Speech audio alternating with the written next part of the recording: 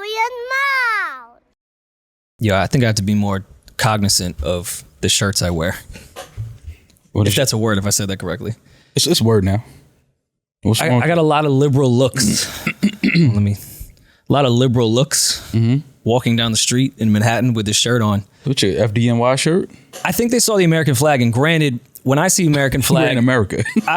But you get that little like, all right, bro, relax. With your patriotism, you're doing a lot. Yeah. Like, granted, if it's not Willie Nelson draped, I'm a little nervous. And even with Willie, I'm a little nervous. Like, come on, you're about to say the N-word. Right. So I think me walking down a street in Manhattan with the American flag may scare little folks. Also, like, my head is almost bald. Like, I look. Oh, okay. I look a little weird. It's a little Remy from Higher Learning. Yeah, for sure. Yeah. So I started to realize the looks I was getting, and then like the double takes because this is like a 9/11 shirt. So when they saw the front and the American flag, they were like, "Look at this piece of shit bigot." Yeah. And then the back, they're like, "Oh, so he's cool. He's just honoring 9/11." Which is what we all should be doing, right? No, never forget. That's funny. If you getting looks like that, imagine what I would get. If you had the American flag on? Oh my God. Jesus. You would just look like Go back to your country. I was born here. Just look like a Dipset member. That is true. No, but I was really wondering why people were looking at me. Because the American flag now is, you can't wear an American flag. That's crazy. And that changed. Because I don't know in Harlem or the Bronx, but when 9/11 happened, you couldn't walk down my block without an American flag. If you didn't have an American flag in New York City, get the fuck out. Yeah, it definitely changed. You're with the terrorists. Yeah, it changed over time. Like now you see people wearing American flag, you're like, oh God. Which I'm one of those people too, though. So I'm like, somebody wearing American flag? Hell yeah. I'm like, that's 100%. But but when you think about that, that's like really weird. It's insane. Like we're Americans. We should be wearing our flag if we choose to. Like, why is that a thing where people look at like, oh God, here comes one of these crazies that's about to do something outlandish, and he's about to do something just to get attention and wants to cause a scene. It's just because I feel like outside of like maybe Hitler and Putin, no one really uses, outside of those two, no one like really uses their country as a way to do hateful things on the top of like, it's for my flag. Right. And it's like, well, let me not say just them two. It's a lot of other places, but for sure. That's definitely become the picture of, hey, I'm just a patriot, even though I want black people out of my country. It's just because I'm a patriot. And it's like, fam, this ain't really your shit neither. Yeah, I'm just happy that you getting funny looks wearing the American flag. That makes me feel like, because we're in liberal. It was liberal looks. Yeah, that's all it was. Yeah, it's just funny stares. I know what you mean. Yo, whites are funny, man. You ever like thought about the term Indian giver?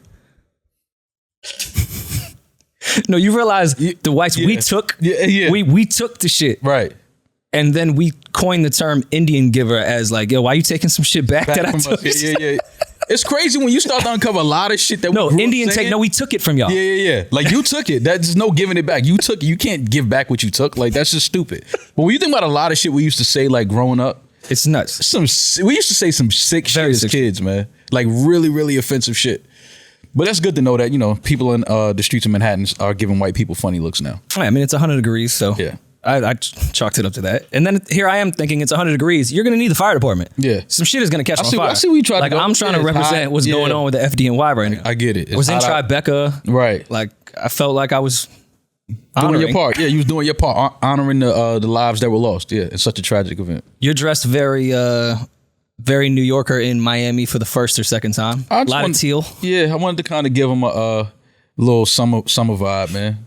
It's the hottest day. It's hot today. No, it's different. Today is fucking hot. I almost called you like, yo, do we have to record? Yeah, yo, fam. I'm like, yo, fam, can we like go to a beach and record? That'd be cool. Word. You know what I mean? Like by a pool or something. And we have to turn the AC off a lot in here because it gets too loud.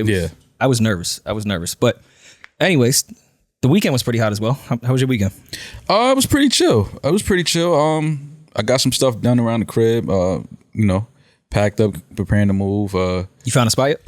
Yeah, I did. I mean, you don't have to say the location. But no. Yeah, I know it's been a journey for you. Yeah, you know what it is? I'm very picky, bro. Like extremely. I've learned that about myself. I'm extremely picky. All right. Well, actually, we just fell into this conversation. What's the type of shit when you look at apartments that's kind of the no way am I going in this place? Even if I love it, there's always like, with me, it's closet space. I'm about to say that's number one, especially in New York. Closet space is a thing, especially when you have so much shit. But I've given away so much. Like I've gotten rid of a lot of sneakers, a lot of clothes. It was so much shit. I'm a hoarder. I didn't realize that about myself. Like, but not like the nasty hoarder. Yeah. I mean, like I have clothes and sneakers that I keep telling myself I'm gonna wear and I never wear. And I just started going through my stuff and I was like, I said I was gonna wear this 2 years ago, have never worn it. Let me get rid of it. And then when you look up and realize how much you got rid of, you're like, oh, I'm a hoarder. Yeah, 100%. So I'm a hoarder. So closet space is a big thing. You also don't dress like the guy that gets free clothes, and I know you get free clothes, so I know there's just packages of clothes. It's boxes that I've never opened. That's why I bought a storage space. Yeah, it's crazy. It's like, let me just give this stuff away to people. Let me get rid of it because I'm never gonna wear it. But yeah, closet space is number one. I wash and dry is a must. I have to have now my you're in own money talk. Yeah, I have to have. That's not. We're not. It's, you know what it is? When you get exposed to having certain things, you never go back. That's why I'm not mad when women date ball players. It's like, they're never gonna date. Like, I get it now. I understand it. Yeah. It's like when you experience certain levels and certain things, you're like, I don't even know what life was like before this. Yeah, and even like, I can't dunk. I could get money, don't get twisted, but I'll never be able to dunk. So like, yeah. It's like, I just won't turn you on that type of way. Like the same way a dryer and washer. Right. Like, come on. That turns me on. Yeah, exactly. Like I can do my laundry at 2 a.m. if I want. Like this is like, I'm never getting rid of this. So that's another thing. You have to be good at folding though when you do that though. I love doing laundry. It's therapeutic to me. Oh my God, I love doing laundry. I'm not a pick-me, but I like to clean. Yeah, I love cleaning. I love folding. That's like a whole, it's therapeutic. Like you said, the whole process of that is just, I love it. So yeah, washing, dryer, and parking. Okay. Yeah, I get that. Parking. It's weird because I've been on a quest for a new spot as well. And I've gotten so good on these Zillows and the Trulias. This isn't an ad. All those sites that we love. Right. That I treat as Pornhub at 4 o'clock in the morning. I can tell exactly what the spot is like by the first picture of the kitchen. The moment I hit the kitchen, I don't need to see anything further or I need to keep looking. Right. That kitchen will tell you everything you need to know about a crib. One thing I don't know why they're still putting in these newer buildings, because it's like a newer building. Why are they still giving us microwaves? Like, why do microwaves still come with? I don't use a microwave. Really? No. Oh, I do. I use an air fryer. See, like the air fryer to me beats everything. That's the greatest invention in the last. I agree with you. 20 years easily. I'm still repeating myself, but I'm a big advocate of it because I want to be documented that the air fryers are too good that in 30 years we're all going to have some type of cancer. Because air fryer cancer. It'll be AF cancer. It'll be somewhere in there. Right. I don't like how they reheat. I love how they cook. I hate how they reheat. Like, give me the horrible parts of a microwave. Whatever that shitty radioactive shit that microwaves do makes my food heat up better. You know what it is? It's certain things. Like the air fryer, obviously, if you have leftover pasta and shit like that, it's kind of hard. But I found out ways to heat it up in the air fryer. You got to kind of just wrap it in foil. It's because you're a drug dealer. Yeah, I mean... Jokes. He's a podcaster. Yeah, come on. And you got to find drug dealer would never wear these colors. You gotta find ways. You gotta find ways around it. Like, so you're gonna burn some shit. You're gonna fuck up some food along the way. But you learn which settings to put it on with the air fryer. So yeah, like, are you a 390 guy or a 375 guy? I'm 375 because that gives you time to be like, oh shit, like I forgot I left it on. It always goes back to Mal still using condoms. Yeah, you just like, you're scared to take risks. I'm a 390 guy. Like, I want the food. Let's cook the food. You sitting there checking it like, ooh, let me see if it's cooking around the edges. Now put that shit on 390 and cook it. I think 375, it buys you an extra 2 minutes. If you get a call or something. Like, it's like, and you forgot the shit was in there. Yeah. It's like, okay, it's safe because it's 375. 390, food is fucked. You can't eat it now. You was hungry. I'm a 390 guy. I'm a risk taker. Nah, I understand it. I'm 390. Sometimes you get an STD. Sometimes your food is burnt. Sometimes you burn it. Sometimes I see what you did. Come on. I was with Donda this weekend. I know how to rap. It's either you or the food that's burning. I get it. I like what you did right there. So yeah, I don't know why these newer condos are coming with microwaves inside the kitchen still. I don't need it. And I hate looking at it when it's like installed in between the cabinets above the stove. It's like, terrible. Why is this? I never use this. So that's one thing that I don't like. But yeah, like the new spot is it's gonna be a vibe. Yeah, spot I'm looking at now is like a condo house duplex thing. And I'm terrified of my packages because I have a Ring camera. And for those that have a Ring camera, it's like a Twitter timeline almost of everyone within a 5-mile radius that has a Ring camera, and you can report crimes. It's just like a snitch. Yeah. It's just a snitching database. Yeah, it's a snitching app. Yeah. I like to call it concerned citizen base. It's the new neighborhood watch. It's really what it is. That's all it is. Yeah, just minus George Zimmerman's fucking disgusting ass. Exactly. So they just upload shit all day. And mind you, Jersey City has its problems, but it's just people standing behind an Amazon truck stealing packages all fucking day. Right. The doorman is just the only way, I think, to live if you want to keep your Amazon packages. But the Ring app, what I do like about it is I think it does deter a lot of people from trying to steal shit from your porch. Not in Jersey City. Oh, they still They go be for it? smiling in that shit. They be posing. They be hitting like, hey, this is yours. I got your shit. Yeah. Yeah, I like the Ring app though. I like the Ring app. My homeboy has it, and he was showing me how like you can literally not be at home and you can talk to people from wherever you're at. I talk to Baisley all the time. Yeah. You don't have the camera inside your crib that spits out the treats that you can press the button and it throws the treats out? I didn't even know about that. Yeah, they have a thing. It's a camera, and then you could also throw treats out of it. No, but that's how I win my love over from Baisley. I don't want her to start fucking with the machine. Oh, you rather her wait for you to come in? Yeah, like I want to be the one. Yeah. I want to spoil her with gifts. That feeling of a dog, like when you first walk in and the dog going crazy when it sees you. Oh yeah, she rolls over, rubber tummy, like it's the greatest feeling. You just need that when you walk in. What? I stayed in Atlanta way too long. I was saying like, dog, I had to get back to Baisley. Yeah, I don't care about that's this. That's the real thing though. 100%. Like when you out of town, like I know a lot of people that have pets, and it's crazy how much people really like think about their pets when they're away from home. Like they don't think about their family and their relatives and their mom. No, dad. that's like that's stress. Yeah, that's problems. That's needs. Yeah, your dog just needs to run around, laugh, bark, and shit. Right. And sort love of like you. us. I think we're the same way. We've overcomplicated it. Yeah, I think I understand why women call us dogs. I get it now. But how was Atlanta? Atlanta was interesting. I was supposed to go down to Atlanta. We recorded last Wednesday. That's why it's felt so long since I've seen you. Yeah. Since we recorded. Recorded on Wednesday. I went down to Atlanta on Thursday for a session with my guy Shelly. Shout out to Shelly. I was on the flight, saw a gentleman that I knew, and he said to me, yo, you flying down for the Kanye shit? And I said, what Kanye shit? And he said, he's doing a concert. I said, I thought he already did one. Yeah. Doing another one. Yeah. So then I got really insecure while I was sitting in my seat thinking, everyone thinks I'm going to fly down to Atlanta for the Kanye concert. Right. So now when I land in Atlanta airport. We have a lot of listeners in Atlanta. We've done a lot of shows down there. It's a big market for us. I'm in the airport. People say, yo, Pa, you out for the Kanye shit? Yeah. Now everyone thinks I flew from New York City to Atlanta for a Kanye West concert. Yeah. Yeah. And I love Kanye, but I was very insecure about that. So I go to my session with Drum, chilling, whatever. Look, I forgot you had a session with Drum that fast. We were late, so I went right with my bags to the session. We finish up, and here I am trying to avoid it. Like, I'm not going to that Kanye shit. Yeah. I'm not going to that shit. Like, everyone blowing my phone up. Yo, see you in town. Like, you want to roll with? Like, you want to grab a drink before? Let's do dinner. I'm like, nah. Oh, y'all going to that shit? I ain't going to that shit. Yeah. Shit get closer and closer. Man, let me go check this shit out. Let me go see what he doing. Yeah. Let me see what type of time he on. Yeah. Just for the pod, right? I forgot he was doing something too, though. I really didn't know. This was on Thursday that I found out. So I go over to the arena. Shout out to the LVRN guys. They had the suite and all that, so it made the experience very easy. But it was quite the spectacle, to say the least. It looked like it. I hear a lot of people saying that were both saying the second one was better than the first one.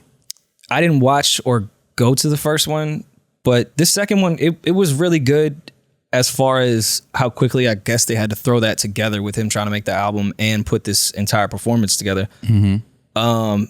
Music wise, a lot of records were hard to hear because you could clearly hear they were still working on them and they weren't mixed quite there yet. So it was a lot of bass. But the visuals were really good. They had everyone dressed in all black, running in fucking circles for 7 hours. It definitely looked a little eyes wide shut-ish. Oh yeah, which I mean, you know what Kanye is going to be that, but that should be the new workout, the P90X Ye workout. They was just running in circles and the shit looked amazing. Yeah, but it was more. I noticed it was more of a spectacle for the people. Like you were just watching to be a part of it, which I'm not saying is a bad thing at all. But it was, I think, a way for people to try to connect to being part of the album. And as much as I've killed this rollout, and I'm not saying I'm not going to continue to kill it, I think that's what they were trying to get across, and I do understand it more. I feel like everyone in there felt like, okay, I'm part of making this album because it's so incomplete, because it's so random from the first one, because these visuals kind of look not just put together right away, but you know, they weren't overcomplicating them that type of way. Yeah. And a lot of the time it was a concert I've been to where everyone was talking to each other the entire time. And I don't mean that they weren't listening. Yeah. But it was the most critical concert I've ever been. That shit was whack. No, I like this part, this part. Everyone became the internet exec while they were sitting in the seat, which I think was kind of cool. I wasn't even mad at it. Yeah. But yeah, it was an interesting night. It sounded, I watched it. I had it on the TV and I was watching it and listening to it. The music sounds good. I think the stream probably got a better. Yeah, the music sounded good. I was happy to hear that he had flew the locks down and had them on one of the tracks. That was really dope. Visually, it was like, you know, it was a little, like I said, a little Eyes Wide Shut-ish. It was like, felt a little cult-ish type of thing. But I guess, you know, that's Kanye and that's, you know, he has a cult following. I definitely texted my mom during it. I told her I was at the concert. And I was like, Mom, you raised me in the Catholic Church. I know when God is in the building. Yeah. It definitely feels like the devil is in this place. Yeah, it felt it was a little dark. It was all black. Very Christian-like. Yeah, it was, everybody's in all black. And listen, man, I love Kanye. He's a super visual artist and I get it. You know what I mean? You got to kind of go into his world to understand him sometimes and understand the art that he's presenting. But I think it was, again, you can save all of that. Just give me the music. I'm still on that side of it. But I understand it. You know what I mean? I get it. This is the way he wants to, you know, present himself and separate himself from everything else. He doesn't want to look like anybody else. He doesn't want to sound like anybody else, which I can respect. But yeah, the music sounded good. I'm just waiting for it.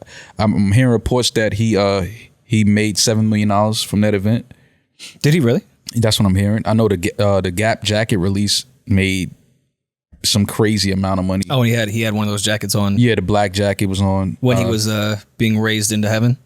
Well, I mean, if people really want to believe that was Kanye being raised to the star, I can assure you that people from the Gap and Adidas were standing there like, you are not getting wired up and get pulled to the top of this arena. Yeah, it's not happening. Yeah, he was sitting in the locker room watching like, damn, hope they don't drop, dude. Yeah. But even that, you know, visually, like I said, it's a little... We can get into the whole religious thing of it and the whole, you know, that whole aesthetic. But, you know, again, I understand Kanye is just Kanye and he wants to always give people something that they've never seen from an artist's perspective and visually. So I understand it. I get it. But just give me the music, man. I'm ready for the music. Like I said, it sounded good. The production was great. Jay Electronica's verse was crazy. On the Deluxe record? Yeah, like his verse was crazy. Yeah, I just want to hear the music, man. I don't know when he's dropping. You know, people are still having rumblings about him and Drake kind of, you know, having to stare off. Still stand by that theory. Yeah. Wholeheartedly. Yeah. According to, I think it's on Apple that Kanye uploaded it. I think it was 14 or 15 songs. It says August 15th. Yeah. But again, we don't know that to be true. I know he's going over to... August 20th now. Oh, now it says August 20th. Mm-hmm. Okay. I know he was going over to the State Farm Arena now. Yeah. That was announced, right? Mm-hmm. That he was, yeah. So he's moving arenas because I'm sure that Falcon Stadium, kind of sick of his shit. Like, hey, wrap up your little mixtape, bro. Go make another 7 million. You know what I mean? Like people, again, listen, if I'm Kanye, now I will say this. I kind of think I do like the idea of previewing your album like this. Something to me, I like this. I like the idea of an artist, but again, you have to be an artist of this magnitude, of course, which not many of the artists are. But if you present your album before it actually comes out with a full show, like a concert or like, you know, something like this, and the music is good, I think it does build a crazy anticipation for the album. This is only built for... It's a select few. And I'm taking away my original theory of like only rich people could do this because that's just a given. Mm-hmm. But even if you did a smaller show, this is only built for artists that, I don't want to say don't give a fuck about fans' opinions, but are making the music that they want to make. I think a lot of artists are way too insecure to make an album, go present it to the public, and then get reactions, and then have the ability to change it before it goes out. Of course. I think we would never get albums from 95% of Well, that's why I said it's a select few that can do this. But I do like this. This is built for people that truly believe in their vision and know that the public will like it because this is my shit. Yeah. I'm going to do it my way. And if y'all like it, great. If you don't, whatever. Yeah. I can see so many artists trying to do their shit. And that SOBs crowd being like, yo. That ain't it. Like, but like right to your face. Yeah, you're like, yo, nah, fam. Yeah, this ain't the one. Yeah. Which may help a lot of artists. Yeah, I just think sure. artists are too insecure as they should be. Yeah, I mean, people are, especially when, like you said, artists are they're sensitive about their craft and their work. I understand that, but I do like this though. I think it's a cool way to kind of put your music out there and let people know what's coming and what to expect from you. Like I said, only a few artists are in a position where they can do this type of thing. But again, man, just give me the music. I do like the fact if him and Drake are actually having a stare off and playing chicken with each other of who's going to drop, and I like it. Like I like the fact that Drake and Kanye may release the same day. Like why not? It's a streaming era. It doesn't matter anymore. It's not like people have to physically go out and buy albums anymore. The same place I'm going to be at buying Kanye or streaming Kanye's album is more than likely the same position I'm going to be in buying Drake's or streaming Drake's album. I'm going to be home on the couch, watching TV, pick up my phone, press download. Like, you know what I mean? Like it's not, I don't have to run out to the store and physically grab an album anymore. Yeah, but it's different with how streaming is.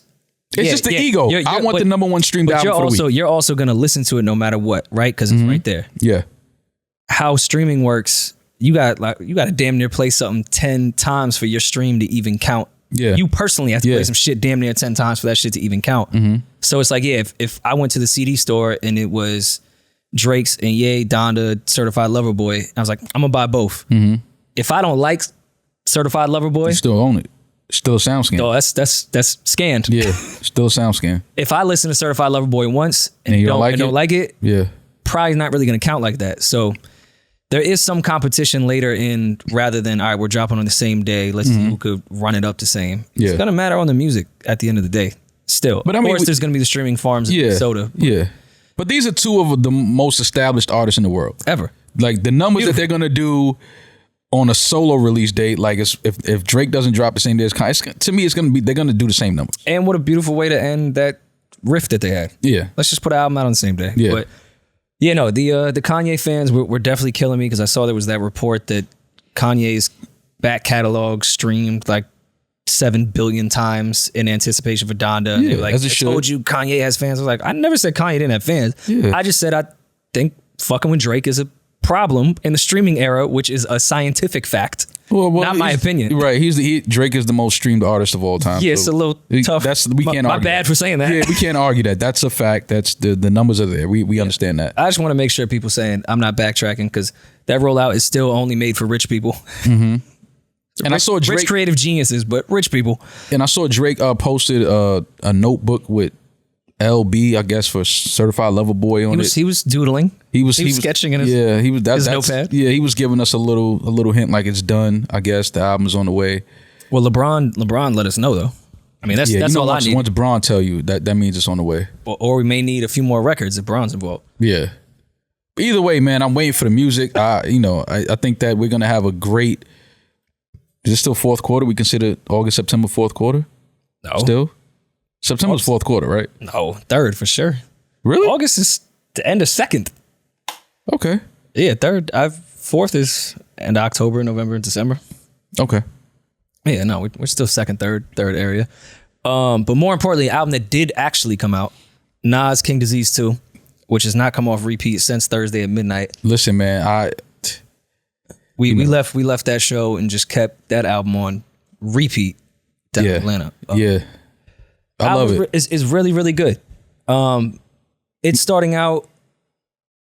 I mean, Death Row East is the second record. The Pressure is great as an intro. Death Row East, I do appreciate artists of Nas's age and amount of time in the game to tell certain stories, because I feel like with the internet and the amount of people that we give a microphone to, so many stories can be told by people that was just like kind of around, and they can kind of get some notoriety off it. And also it's interviewers that we know have alternative motives in the types of interviews that they're doing. So when Nas does this Death Row East record kind of explaining the real situation with Pac, because that's been circling around the internet forever, certain shit with Stretch, like I like that era of artists really telling these stories to just put a nail in the coffin on certain shit. Because it's just become a career for so many people that have platforms to interview people, and so many people that was just kind of around. Yeah. To tell the story, and now all of a sudden it's truth. Yeah, I have I have a lot of people close to me, family that were around during that era. And some of my mentors and people that I speak to that were actually there. So I've heard the stories, and the real stories around that whole Quad Studio night and the whole Pac era in New York era for many years. A lot of shit I would never speak on. Yeah, you know what I mean. But it's unfortunate that a lot of things surrounding that are false. There's a lot of things surrounding that I think if the public knew, it would change a lot of perspectives. It would actually help a lot of people, understand exactly how delicate and how sensitive that situation was.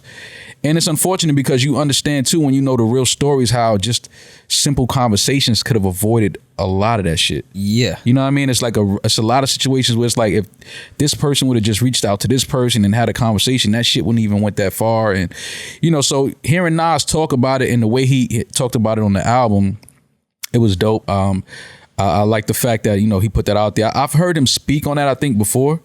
He's brought it up briefly in certain things, but I think he finally gave the full story. I never knew when he went out to Vegas to shoot the Street Dreams video, which is one of my favorite videos, off the casino shit. Yeah, that he was also going out there to talk with Pac about that. We've all heard the Central Park thing to some degree, but that I never knew that part, and it's kind of just shows you like we think we have enough time to squash it with people. Yeah, you just never know.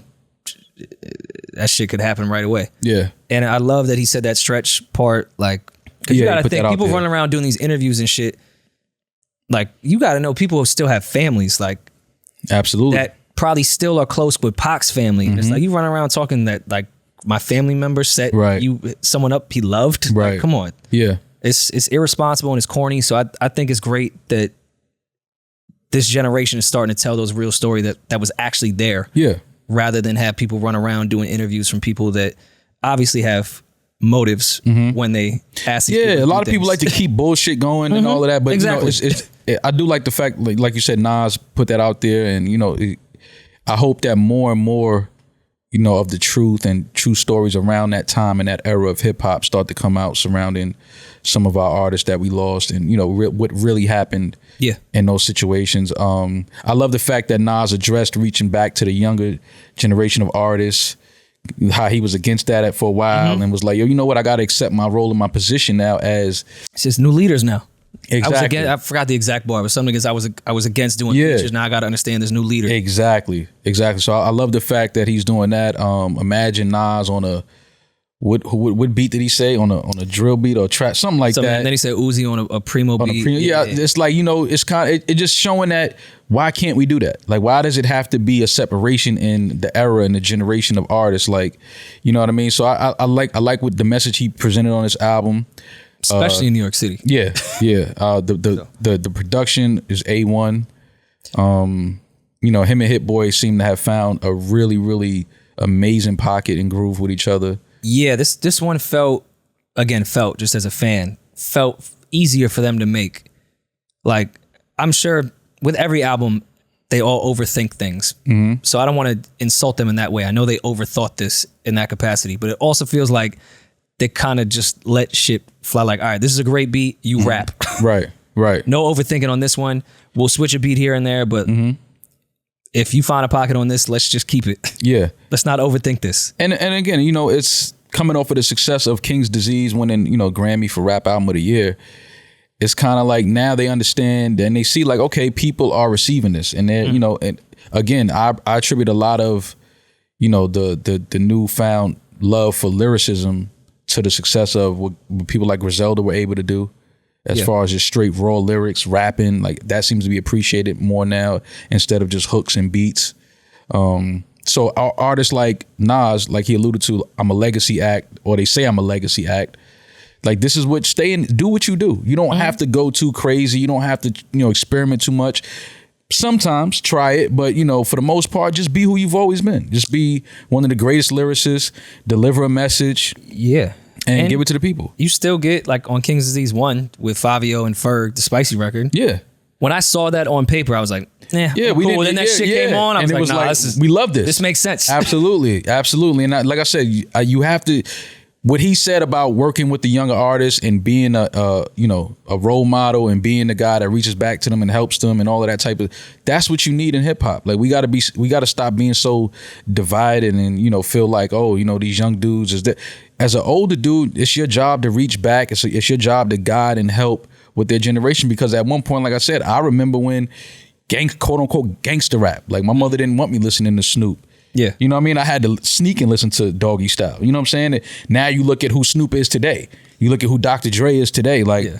Drastically different. Yeah, it's like, you know, people, you're going to be young, you're going to learn, you're going to make mistakes, but you're going to grow. And so it's important to give these younger artists and this younger generation to just be there for them and guide them, but let them be who they are. Let them have their experiences, let them have their ups and downs, but don't, you know, separate yourself and say, oh, these young dudes, they don't know what they're doing. They're crazy. Right. They don't listen to nobody. No, it's just because there's a divisive energy and they feel like they can't talk to a Nas or they can't talk to a Jay or they can't talk. It's like, they don't fuck with me. You know what I'm saying? Yeah. It's like, if we get rid of that, like if we get rid of that and say, nah, like, talk to me, hit me. If you want some guidance, you want some help, you know, if any way I can help, I'll do that. We got to start being more together in this culture because that's what hip hop is in the first place. And tell you exactly where I fucked up and where, especially in the business. Don't want to do that. Do this. Like just looking at 9 through 11 features, Lauryn Hill, Charlie Wilson, and then Blast. Right. That's amazing. Yeah. That's fucking perfect to me. Yeah. Great album, man. I love it.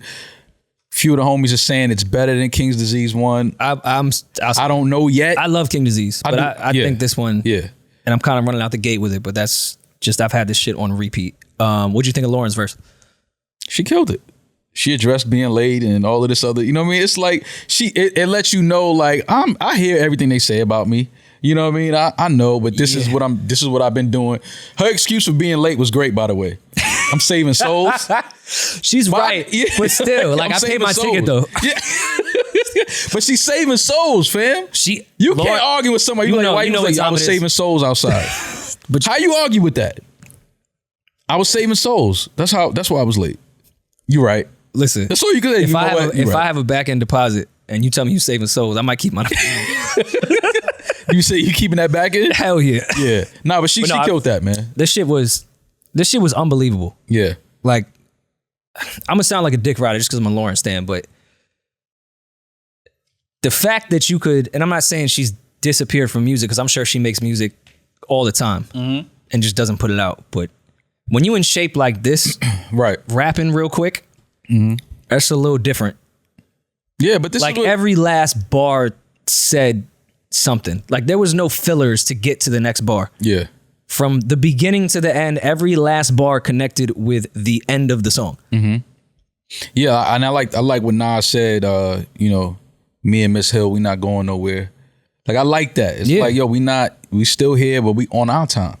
We're gonna do it when we want to do it. We're gonna create when we want to create. We're gonna drop when we want to drop. And that's the way it should be. You know what I mean? That's the way it should be. I love, as simple as that line was, I thought I told you that I Get Out. Because I Get Out is one of my favorite Lauryn Hill songs ever. Right. Love that record off Unplugged. How we are not listening. And that made me start to think of like artists that I love to death that I've expected too much from. And like I should be their priority because I'm a fan and want music. Like, fam, you told me. Right. I get out of your box. I don't want to be here. Right. Type of fan are you? Right. You're not listening. I tried to tell you. Yeah. It's right there in the music. It's right there in the music.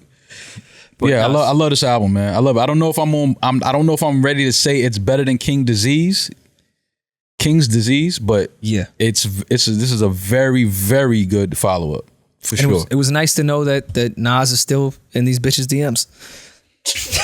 I mean, listen, man. I gotta stop using that word. It's nice to know that Nas is still in these women's DMs and still going, I shouldn't be in here, but still stays. But you know what's really funny? The line that all women seem to hang on the album is, check your Zelle, there's a blessing in it. They missed all the science before that. I said, wait. Like, cause I'm grooving. I'm like, yeah, Nas, talk that talk. And then they got to, check your Zelle, there's a blessing in it. I'm like, Nas, you about to put us behind the 8 ball because now all these chicks gonna want a blessing. They're gonna want to wake up to a blessing in their Zelle account. And it's crazy because you need like a real bank account for Zelle. And all the chicks I talk to don't have one. That's a joke. It's a joke. It's a joke. Oh man, that's great. But no, it's a great album. Great album, man. King's Disease 2. Stream it if you haven't heard it.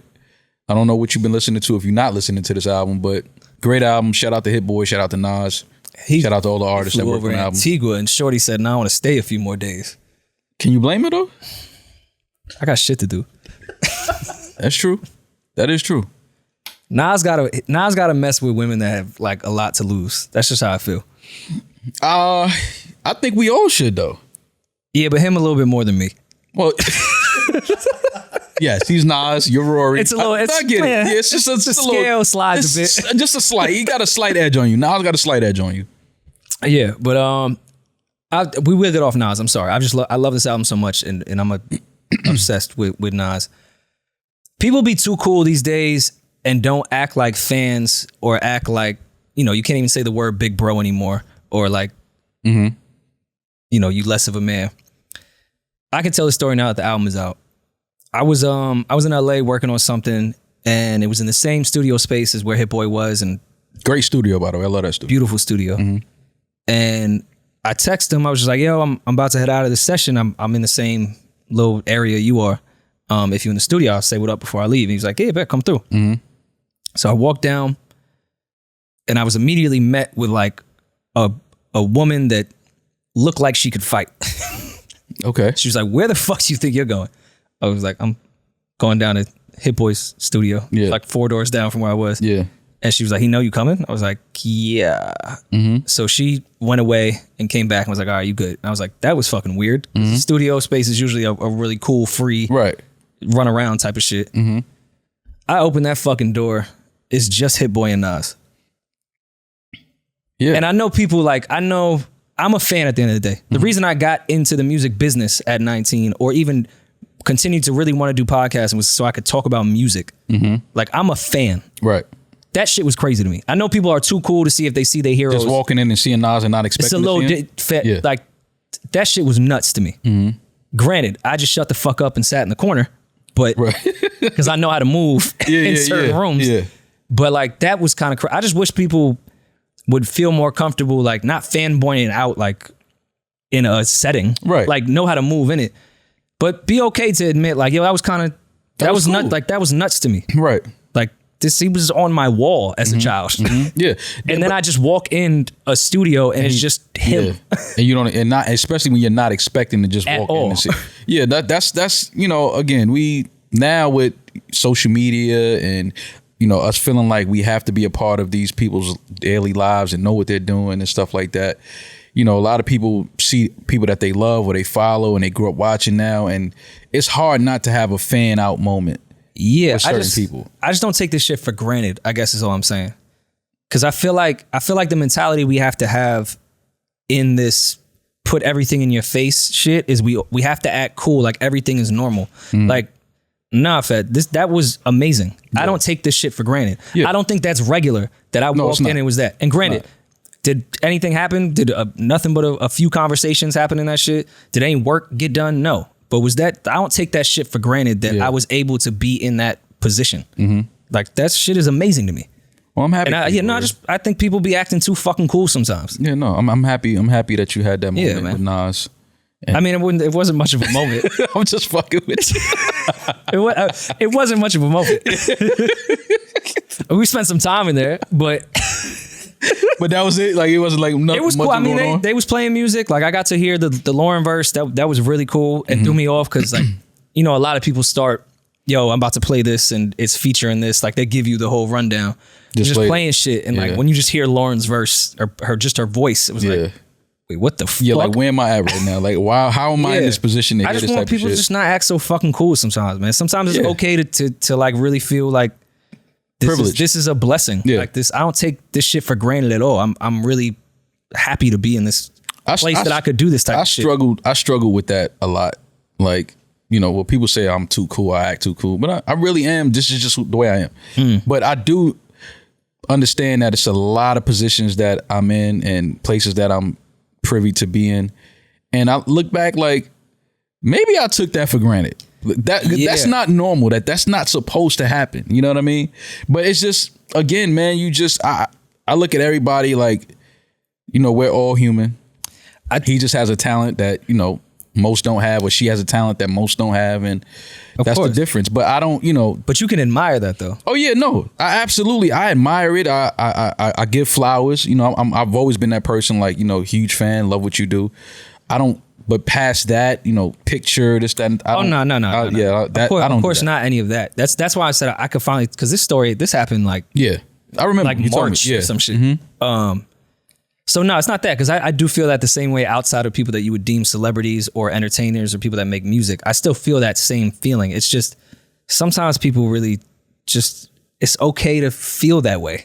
Yeah, because I spent so much of my time in my career focusing on the next moment and not living in the moment. I know that sounds super corny, but like there's rooms I've been in where I was really doing work and getting and contributing, getting shit done that I took for complete granted. Yeah. All I have now is a faint memory of it because I was not living in the moment at all when it happened. Right. And I felt like I took the opportunity and went with it in a really good way. But I didn't take the moment. I took the moment for granted. Yeah. I took it as, all right, this is going to push my career. This is going to push my talent. This is going to push that shit. And that's, I don't know. Maybe I think artists, in my 30s, I'm trying to do more of that. Yeah, I think artists and celebrities respect that though.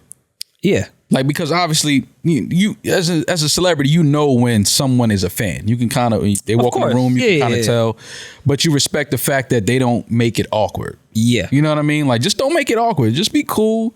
Say what's up. You know what I mean? Like but don't make it awkward. No, of course not. Because I've been around people I was a huge fan of, and I'm trying not to be awkward. No, this is coming from somebody that walked in that room and was, yo, what's up? Pleasure. Like, and chilled. This was all internal. Yeah. Yeah. I tell you all the time about my Serena Williams moment. Corniest moment of my life. I completely fumbled the ball. But it's okay. Like, you know what I mean? It is what it is. Like, I didn't know. I didn't know, but I learned. Oh my God. Now it just hit me. Now I realize why you were so cool at that Drake concert. Why was I so cool at the Drake concert? Because Serena was there and you didn't want to do it twice. Was she there? I didn't see her. Was she there? Now, I didn't realize she was there. No, don't do that. Because I'm not even trying to do that. Like, honestly, I had no idea that she was there. I didn't see her. But it was like, what are you supposed to do at a concert? Give me concert Enjoy the etiquette. music, man. That's what I was doing. Yeah, but you enjoyed it too, like, you wanted me to start dancing to Drake's lyrics? Like, what did you want me to do? That show was understood. He was putting on a performance, and I was watching it, and I was enjoying it. Bob your head at least. I was bobbing my head. I gave some head nods. I gave the little flip when he was doing.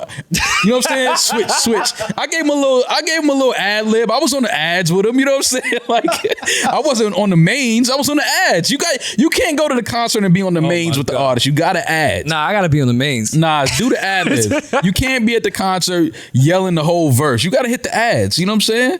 Not when he shouts out SOBs and plays Say What's Real in the garden. Nah, I'm on the mains. Yeah, nah, that was a great show though. I think about that concert a lot. That was a really, really great show. But when you're on the mains though, with that concert etiquette, if you come to the show with a girl and you're on the mains a little too much, yeah, it's nasty. You got to pull back just a little bit. Yeah, that can turn her off. Especially if you're not sure if she's fucked. Yeah. Oh my God. That's a whole nother conversation. Or if you ran into her and y'all started vibing and you wondered how she got the tickets, and now you just you rapping his back catalog a little too well. Like, and the B-side, sir.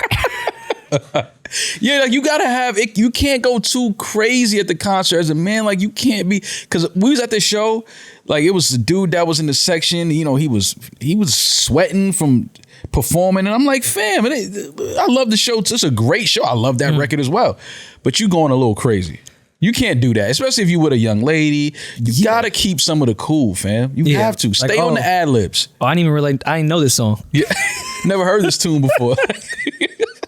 Yeah, like stay on the ad libs, give a little, crowd participation. Wait, actually, no. What is crowd? Yeah, like how you get that's another. Yeah, that's another thing you can't do. No. Let me take that back, fellas. You cannot be at a concert, and if the artist says, "Yo, if you got more than $100 in your pocket, make some noise," you can't start screaming. Well, we've seen where that path has taken somebody, but neither here nor there. Have you ever made noise though when an artist has said, "Make some noise"? No. Neither have I. I've never made my pride. noise. Like I've lost a lot of pride in my life. I still have that. Yeah, I'm not making noise. I'm not yelling when the artist is making some noise. Like I'm not doing that. And I don't even know how to make noise. Like I don't know what my pitch is gonna sound like. You sound nasty. Like you. What key are we in? Like I have no idea how to make noise. I have zero clue how to make noise. Like what key do you yell in? I have no idea how to make noise. How do you make noise? Like, and making a random noise is just nasty. Like what noise do you want me to make, sir? Like I've heard the annoying chick behind you scream high pitched in your ear, and that sounds better than I think what would come out of my mouth. Fam, I'm not doing it. If Drake say, yo, I'm not doing it. New York City, make some noise. I'm like, yo. Oh, yeah. What a show. Let's get it on. Like, man, what? This is WWE? What are you here can't for? fucking, what noise, man? Get out of here. I'm not making no noise. Get it to the next fucking record, man. I'm not making noise at your show. I'm not doing that. I'm not doing that. You have to have etiquette at a show. You have to understand what you're doing. Don't lose your cool, fellas, especially if you with a young lady. You could ruin the night. You could ruin the night for yourself. Doing the wrong shit at a show, yelling the wrong shit, rapping too much. You know, it's just like, yo, be cool, relax. Order something to drink and just chill. Let's poll the timeline. I do want to ask our women listeners, have they ever been at a concert and dude, one was making noise, if not, was just rapping a little too much. How did it end? Or three was just giving a little too much energy and you put the little like... Pussy got dry immediately. Like, listen, I like Travis Scott too. Yeah, but relax. Calm down. What are I you see doing? you having sneakers on. You didn't need to wear those today. You could have worn a different sneaker. That's nasty. That's nasty. If you go to the Travis show with Travis Scott's on your feet, that's disgusting. You cannot do that. That's what fans do, Maul. Yeah, but no, man. Fuck that. You cannot go to a Travis Scott concert wearing Travis Scott sneakers. I want to know what Shorty would feel like if you, on the way out, went to the merch table and didn't cop her nothing, just copped yourself a t-shirt. Again, it's over. Your night is ruined. It's over for you. It's over. You can't talk your way out of that. Nah. Because now she's looking at you like, oh, he's a fanboy. Women don't like fanboys. They don't like fanboys. So it wouldn't have worked if I copped the Donda Bulletproof. Nah. And took Shorty out. Nah. That would have been to the afties. That would have been that to the afties. That would have been nasty. The bulletproof. That's nasty. Nasty behavior. You can't do that. I'm a nasty person. Yeah, but no, you nasty in another way. Like don't be nasty like in public and don't do that. Don't move nasty. I'm a sick person though. Are you? I don't feel well all the time. I have very dark thoughts a lot. I'm just a weird person. You don't really want to hear them. I don't mind the taste of blood. Okay. A little weird, but okay. I've also thought that Ted Bundy might have done numbers on Tinder. Oh, well, women did seem to be a little attracted to him, I guess. I don't know where you're taking this, but okay. When I was growing up, the way that my mom used to really trigger me was she would tell me, you're just like your father. And then when I grew up, we were in a small house, so I know she could hear me having sex. And I always wondered if she thought the same thing. All right. Well, I mean, that's all the way weird, but sure. My bad. The lights back on. Oh. That got weird. Should I have not expressed those things? That was a little. Yeah, I mean, listen, man. Those are your thoughts. You know, I'm not judging you, but no, I blacked out for a second. Yeah, we concert etiquette. I think we need to talk more often.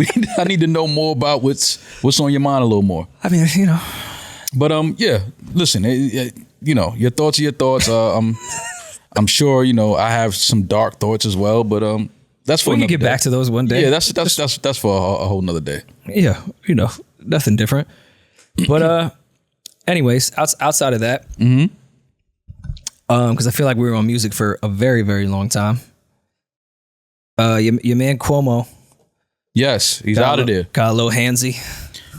Yeah, I mean, you know, he said he blamed it on his Italian upbringing and just said he put out a video like that, and that was just weird. They put out a compilation video of him just touching a lot of people. Well, I felt like the baby and the governor of New York could have cleaned their shit up so much easier than they did. Well, yes. What they did was completely wrong, but doubling down, because that's what Cuomo did. Yeah. He doubled down. They put out the compilation video of him touching men, children, you know, rubbing their face and rubbing their head. And, you know, he tried to make it seem like he's just a hands-on type of guy, not in a sexual way. And I do know some people like that. They, they I do too. rub your face and, stuff like that. It's I remember I went to a Christmas dinner years ago with my girlfriend. And Are these your dark thoughts? no, this is not my thoughts. And she's Italian. And she's Italian. And so her family, Italian. And Of course. one of her uncles, first time I ever met him, sitting at the table eating. And Called you the M word, not the N word, the M word. For those Italians out there, you know what that word is. he walked up to me and he said, "Oh, it's a pleasure to meet you." And he shook my hand and he kissed me on my cheek. And I was just like, okay, a little weird, but I get it. That's what you do in your culture. You know what I mean? But just don't do it again. Yeah. You know what I mean? But so I understand where Cuomo was maybe sort of trying, but you got to understand the position that Cuomo was in, and it's very, very. He said, "I didn't know where they drew the line." That's what I'm saying. So it's. He said all the women told the truth. He said, "Yeah, no, I did that shit." He was accused of just grabbing chicks' titties in the workplace. Like I didn't. And he where was the line at? Yeah, he tried to say that he was trying to read something on her shirt. Still, you don't grab somebody's shirt when you're trying to read. Put some glasses on, bro. Yeah, exactly. Like you don't grab somebody's shirt when you're trying to read something on their shirts, especially a woman. But so he had to resign. He had to step down, and they're replacing him with we're having our first female governor in New York. What is her name? I'm sorry. Pull it up. I had to ask my trainer. I said, "Who comes next?" I don't know. I know there's the vice president. Yeah, I went to public school, so I don't really know who this is succeeds new for all the of us. governor. Yeah, this is new for all of The us. attorney general. Kathy Hochul. We're ignorant. Don't mind us. I don't know how to pronounce her last name. I'm sorry. As two residents of New York. Yeah, I'm sorry. I don't. Clearly, our city's in good hands with us leading the charge here. Governor. We don't even know who comes Governor next. Hochul is the new governor of New York, the state of New York. How'd you feel about this is what it is. I mean, Andrew Cuomo, that's just gonna be what it is. He did some nasty shit and should leave. Mm-hmm. Since I guess we're in no way in journalism, and I really wouldn't consider us a media either, but we talk to people in front of a camera. Mm-hmm. So Chris Cuomo is kind of in our realm. He's in media. He could be a colleague at the right party. Yeah, depending on where we're at. Music that's playing. Yeah. How he handled this shit was the most irresponsible shit I've ever seen in my entire life. Well, how was he supposed to handle it? It's his brother. Of course it is. How was he supposed to handle it? Hey, I'm getting on camera. I've been covering every nasty experience ever for the past however many years. I've acted holier than thou for everyone that ever did anything wrong. Mm-hmm. This is my brother. That's my family. I'm going to be biased. Mm-hmm. So someone else is going to cover this. Okay. Probably the first part he wouldn't do. But if I was at CNN, I would have said, yo, you need to get on that camera and say, wholeheartedly, that's my family. Mm-hmm. There's no way I cannot be biased in this situation. Yeah. I should not be covering the news today, tomorrow, for quite some time. Don't get on there and just read the news like, can you believe the heat wave? Yeah. Can't act like it didn't happen. Yeah. Yeah. Someone else needs to do that. That's some real biased bullshit. It's an unfortunate position to for him to be in. Everything that was happening with his older brother and him having to cover media, and he's been covering everything for however long. So, it would I think that people would be mad at him for not wanting to cover that. They were like, "Oh, now you don't want to cover it because it's your brother. You don't want to. Of course, you're going to be biased." I respect him if he would have said that. Just said the shit. But again, it's my brother, but I wasn't there. I don't know what happened. You know what I mean? It's kind of like I don't know what happened. I don't know if he did or he didn't do it. That's totally fine. But you can't just come on the air of and a act place like it didn't happen, like where you've covered everything for so long, and then the moment some shit happens, there, like you gotta say something. Yeah. And it's okay to be biased. Especially when you've been number one of trying to kill people. Yeah. And listen, I hate CNN. I hate Fox. I just hate the news. Mm-hmm. So pardon me sounding like I'm upset because I'm really not. But I just thought like this is really put at the end of all biased media to me. Yeah. Like this was the period at the end of the sentence. Do we even need to argue anymore of how much of an agenda every last person that gets on that microphone every night does from either side, right. Democrat, Republican, middle, period. But people got to understand a lot of these media outlets are owned by people. And Of course. people have relationships. They have, Funding. funding, money coming from all different places. So, certain things they're going to base that off of, that they're going to present their opinion based off the fact that I have relationships with these people in different places. So, I understand it. Again, unfortunate situation, any woman that was violated or disrespected, prayers to her. Absolutely. And it was a couple. and this was overdue. I think we saw this coming. I think that we kind of knew that Governor Cuomo was going to have to step down. Yeah. It was just way too much, too many allegations. I think it came a lot later than I expected. I didn't expect him to make it to August, honestly. But again, he had to step down. He had to resign. And again, we have a new governor now in New York. Did you watch his speech? No, I didn't. His resign speech? I didn't watch it. Shit like that Some more sick shit too, though. That's what I'm saying. He Shit just like that ran to me down is like, just like, fam, yo, just leave. Yo, look what I did in this state. Right. Yes. You start pointing to the good you did and all that. It's like, fam, you're in hot water right now. You disrespected some women. It's like just fade away. I'm not saying he didn't do good in the state of New York, but He did some good it's things. just funny, like where you got to pick and choose to finally start talking your shit. Yeah. Like, yo, all right, so I did grab this chick's tits, but if you look at what I did for the LGBTQ community, Right. it's, See, like, it's man, like- these two things don't. Yeah. That's amazing Yeah. that you did that. Yeah. But that does not take away. Yeah, right. It's just too much. Like, you don't need to. I don't think giving a speech is the right. That's not the right time to give a speech when you're leaving office because you violated some women. Like, we don't need to hear from you. And I could see through the narcissism and the people that have speechwriters or just narcissists in general. He started naming off his whole staff as like, I just want to thank everyone, and named off all the list, and then was like, look what we did, and then just started naming all the shit that he did as governor. And I'm like, look at you trying to ease the people to think you shouting your team out. Yeah. You're just trying to tell us what you did as you was governor. And I don't again, know. I'm not saying he's guilty. I'm not saying he's innocent. I haven't even looked into enough of this shit. Never partied with Cuomo. No, I just never. You know what I mean? It's just like I haven't read into this to even know the specifics on what's going on. I heard some of the allegations, but again, it's unfortunate, and he lasted a lot longer than I thought he would. Honestly, True. It was an interesting 2 weeks. How do you feel about people that use voice notes while they text you? While they're texting me, I don't mind a voice note if it's something like I'm busy or I'm doing something. Like if I'm, I can't really Type. Yeah, I can't really have my eyes on my phone like that. I'd rather just listen. Let me rephrase my question.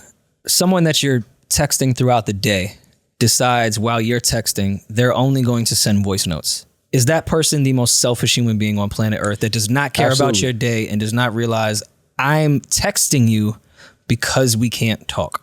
Absolutely. I think voice notes should only be used when you see that I took something you text me out of context. Yes. It should be used to Tone. clear up. It's for tone. It's for tone. It's for tone. You use it to clear up something that I may have taken the wrong way in the text conversation. Narcissism just reminded me of voice notes. You do not respect days. If you voice note all day, you do not respect that other person's day. Yeah, no. Especially if I'm listening to music. I'm gonna run in the middle of what I'm doing to go into an area where I could hear your Yeah. fucking, just gonna go grab some lunch. Yeah. Yo, Yeah, text you that shit can to me, text- yeah, you please. can text I'm that. texting you for a reason. Yeah, texting voice notes are only used when you see that the person took something you text out of context, and now you're trying to give them the tone and the proper context. I just want to know people that voice note what they're thinking when I'm just replying nonstop on text. Like, Yeah. I would call you. Or if you want to tell me something like you're extremely horny, I would like to hear I'm that. not mad at getting a in horny person. voice note. And then I'm really gonna go away to go hear that you want- in time. you need to hear the horny voice And note. yeah, like don't overuse your voice notes too, because if I know you don't use them often, and then you send me that one, Yeah. I'm gonna know you're saying I'm horny. Yeah. So I'm gonna run, and then like maybe my work day might be over. Yeah. I need to hear what she's saying. At that point. she's coming in hot. Yeah. When was the last time a woman asked you why you like this? Why I liked No. this? Why are you like this? Oh, why are you like this? You edit. I thought he was about to say, when's the last time a woman asked you why you like this? Like while I'm having sex with her, like, why do you like this? No, like, what do you mean? You've been in conversation. I love this. Who are you talking about? Imagine you having sex with a woman and she's like, why you like this? What? Are you fucking kidding me? Like, that's a Well, what sick would you question. say? This is just my anatomy. Yeah, it's like, yo, I think I was born to like this. What do you mean? Like, I don't know how to answer that. Why are you like this? What if she called you homophobic for? Never mind. Oh my God. That was such an easy joke that I'm gonna just leave. What if she was so progressive that she's like, why are you just fucking me? That's crazy. Like, are you homophobic? No, I'm like, no. It's others like you no, too. I love this pussy. Yeah, like I love this pussy right now. This is what I love. Why are you like No, this? you've never had a chick like, I know you have, of you're in conversation and she'll laugh like, why are you like this? Like, because I'm saying something in That's conversation. funny, or like, Oh, you yeah. know, you'll say some wild shit to her. probably yesterday. She might even hit you on the shoulder. Yeah. Oh, if she hit you on the shoulder and Well, ask you that, that's that means she's hot and ready. But the why are you like this? I used to always think, all right, that just means I could beat. Of course. But then I started like really analyzing the why are you like this after you've beat. Mm-hmm. And I think I know I think I know why you like this, what that means after you've been fucking. Oh yeah, this tone. She wants to say I love you. Yeah, absolutely. You know when And a she woman is at can't that say point. it. Yeah. I think why you like this after you beat is I love you. Mm-hmm. I just can't say it yet can't because I'm say it probably yet. going to creep you out. Exactly. I can't say it yet. It's gonna push you away. It's gonna weird you out. It's too, maybe too. Is it too? Because I love you is like it's a game of like Yeah. like chicken. It's like who's gonna blink first? Who's gonna say it first? Like because you know when you love a girl. With you condom people. Yeah. Like I've said like the crazy shit is The rest of us just say it. I told the girl I loved her during sex and she didn't say it back. And I kind of just like swept the I love you under the rug. But she reminded me like a few weeks later, like, yeah, like I need you to say that again. But the I love yous when you're mid fuck are such a gamble because I could rub it off like, all right, whatever. She don't say it back. But then if you get one that like really starts saying she loves you and like she's been waiting to say it and you can feel it, now you put yourself in a hole. Yeah. No pun intended. But you know have you ever been able to recognize when a woman says she love you and you know she's lying? Of course. Yeah. That's some humbling shit. Like when a woman looks you in your eyes and tells you I love you and you know she's lying. I'm the opposite at this point in my life. I say thank God. That she What? Yes. When she says I love you, your response is thank God? When I can tell she's lying, that's everything I need. Now I just figured out who you are. Like what an easy. Okay. Like, I see. I thought you meant thank that's God. your reply. Like when Oh, she no. says it. I was about to say that's some sick shit. I'm so happy when she says I love you and I can tell she's lying. Like, all right, thank God. All right. Like we both be on board. I found my exit strategy, Yeah, number yeah, one. yeah. Number two, now I know who you are. You're lying. Number three, now I know you don't take love seriously. Because it's me. Yeah. I know you don't love me. Like, come on, look at me. I've taken you to Westville once. Yeah. My jokes and dick ain't hitting like that. So, Yeah. yo, you ain't have to laugh like that. So Eddie, right? He's like, Yo, you ain't have to he laugh. heard about you in the streets. Have you been to Westville? He heard about you in the streets. Oh man, yeah, but that's great though. When a woman lie to you and like I love you and you know she lying, that's just like yes, you're a heathen just like I am. Yeah, like you lie like me. lie to each other. Yeah, because I've definitely told a woman I love you and I was like I know she doesn't believe that. Like the tone was just wrong. You don't say more. Yeah. You didn't need to say it on the microphone. We all know you've told a woman that you love her and she did not. You did not mean it. Oh man, I'm working on me though, Rory. You know I'm a work in progress. You're one of those people. Yeah, absolutely. When is the work in it? Can I get a progress report? Remember progress reports? Nah, like man. I'm so sick. I'm kind of sick of people working on themselves. But I know that sounds crazy. It's a never like I'm kind of sick. I'm sick of therapy. Right. Like I'm kind of sick of excuses. Who gives the therapist therapy? Other therapists. So it's just like a cycle. It's like a circle. I think therapists at this point are. They're gonna kill me because everyone in podcasting now is so fucking. I went to therapy once, mental health forever. Yeah, I've been going to therapy way before y'all. Right. I'm in my doctorate. I have my master's. Y'all are just fucking got to high school. Right. Therapists be like manipulators. Oh, of course. Therapists teach you how to manipulate. Mm-hmm. Like they'll make feelings like just straight up regular feelings not valid. Like you just be saying some straight up shit and it's like, oh no, it's deeper than that. No, the fuck it ain't. No, it's not. Sometimes it's not. Like sometimes people are just dickheads. Yeah. Sometimes people are assholes. You need to get the fuck away from them. Like no, we don't need to find the deeper meaning of why this person did that. And if we do find it, that's great. But this is who they are now, and I want nothing to do with them. I want to find a therapist.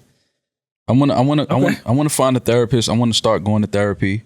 I'm an advocate of it. I know it just sounded like I'm not. Yeah, no, I think it is. It's mental health. Just like you go to the gym and work out, you should go to a therapist and work on your mental. It's the same. It all coincides with each other. But I do want to start going to therapy. I think it'd be great. Just let me be there. I'm gonna find one. I'm gonna find it. I want to either a black woman or a black man as a therapist.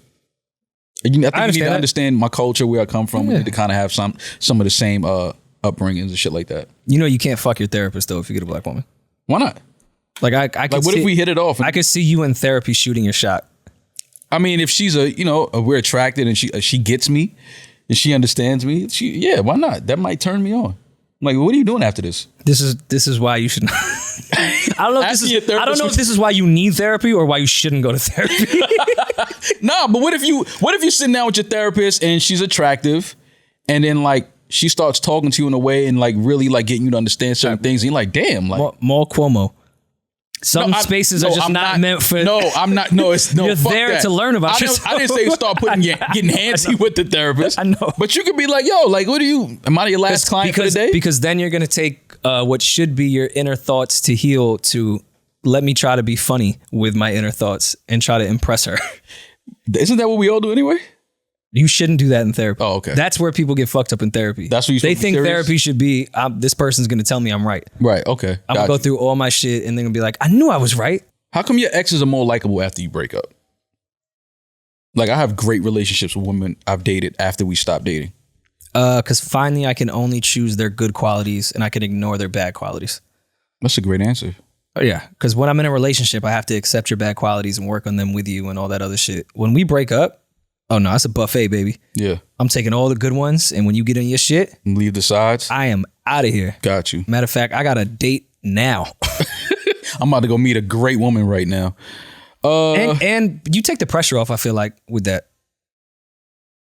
When you could just relax and realize that there's no expectations in what you need from me, I could just kind of really appreciate who you are at that time. So I don't overthink shit. Expectations changes everything. Hell yeah. And you just start to realize maybe we just should have been friends. We would have been great as friends. See, that's what I say. A lot of the times you can't have sex with certain women. That's how you get out of I get it. Yeah. Come on, man. Follow me. You need therapy.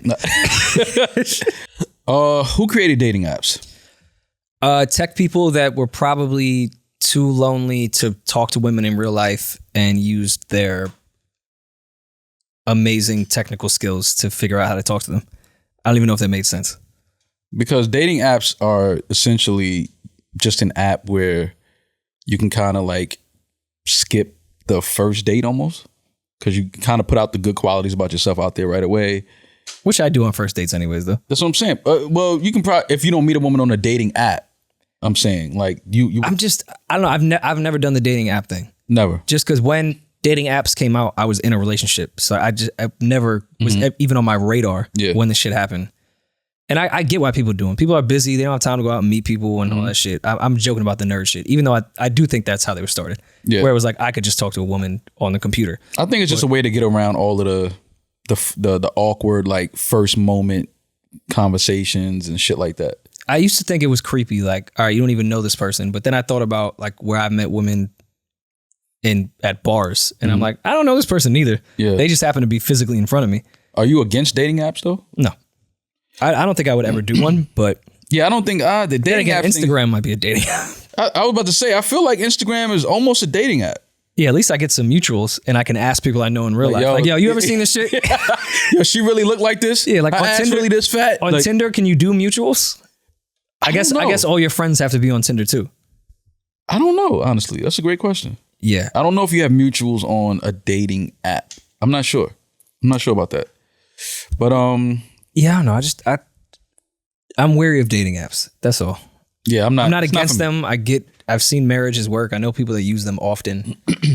I don't know. I feel like that whole first conversation is just going to be like, wow, we're on this dating app. This is so awkward. Yeah. Oh my God, we're on this. And then I'm a Capricorn.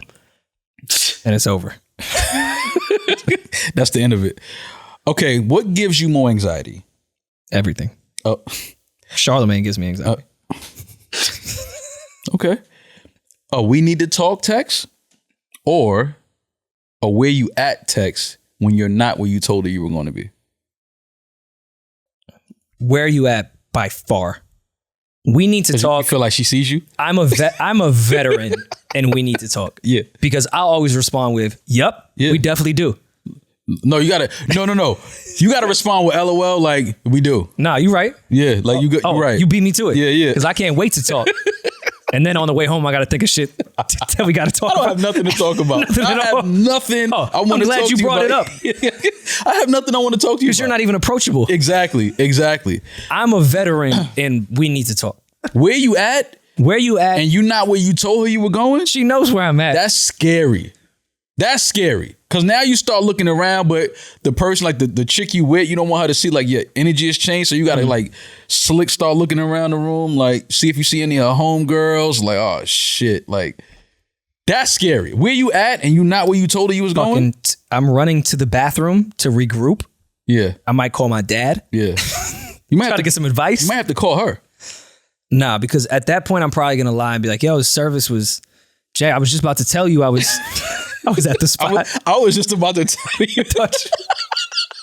It's so hard to get out the where you at because she knows where you at. She knows exactly where you are. Exactly where you are. That one's really tough. Have you ever had a chick send you her location and then expects you to send it back? Because that's a new thing that I didn't know that was a thing. Mm-hmm. A chick will be like, oh, here's my location. And I'm like, cool, mind you, I've never asked a woman, send me your location because I'm not that psychotic. Mm-hmm.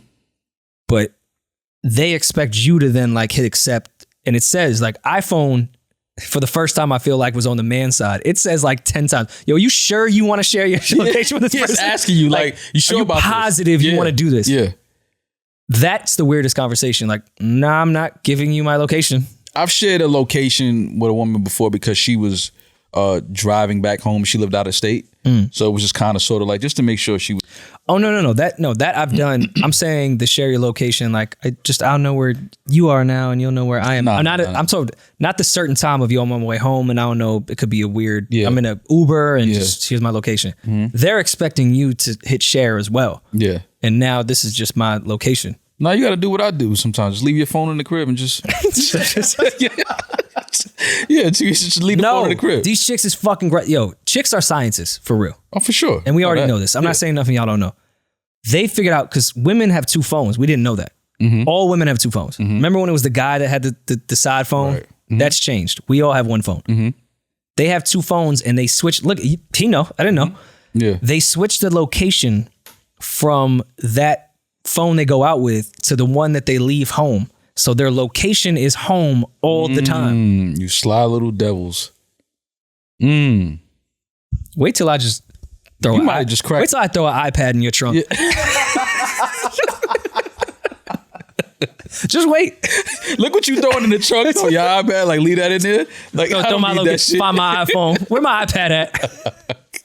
Oh my God, man. No, that's scary though. If you see if you talking to a woman and you don't know she has two phones and like randomly y'all just in the crib chilling, you see her pull out two phones, it's like, yo, who are you?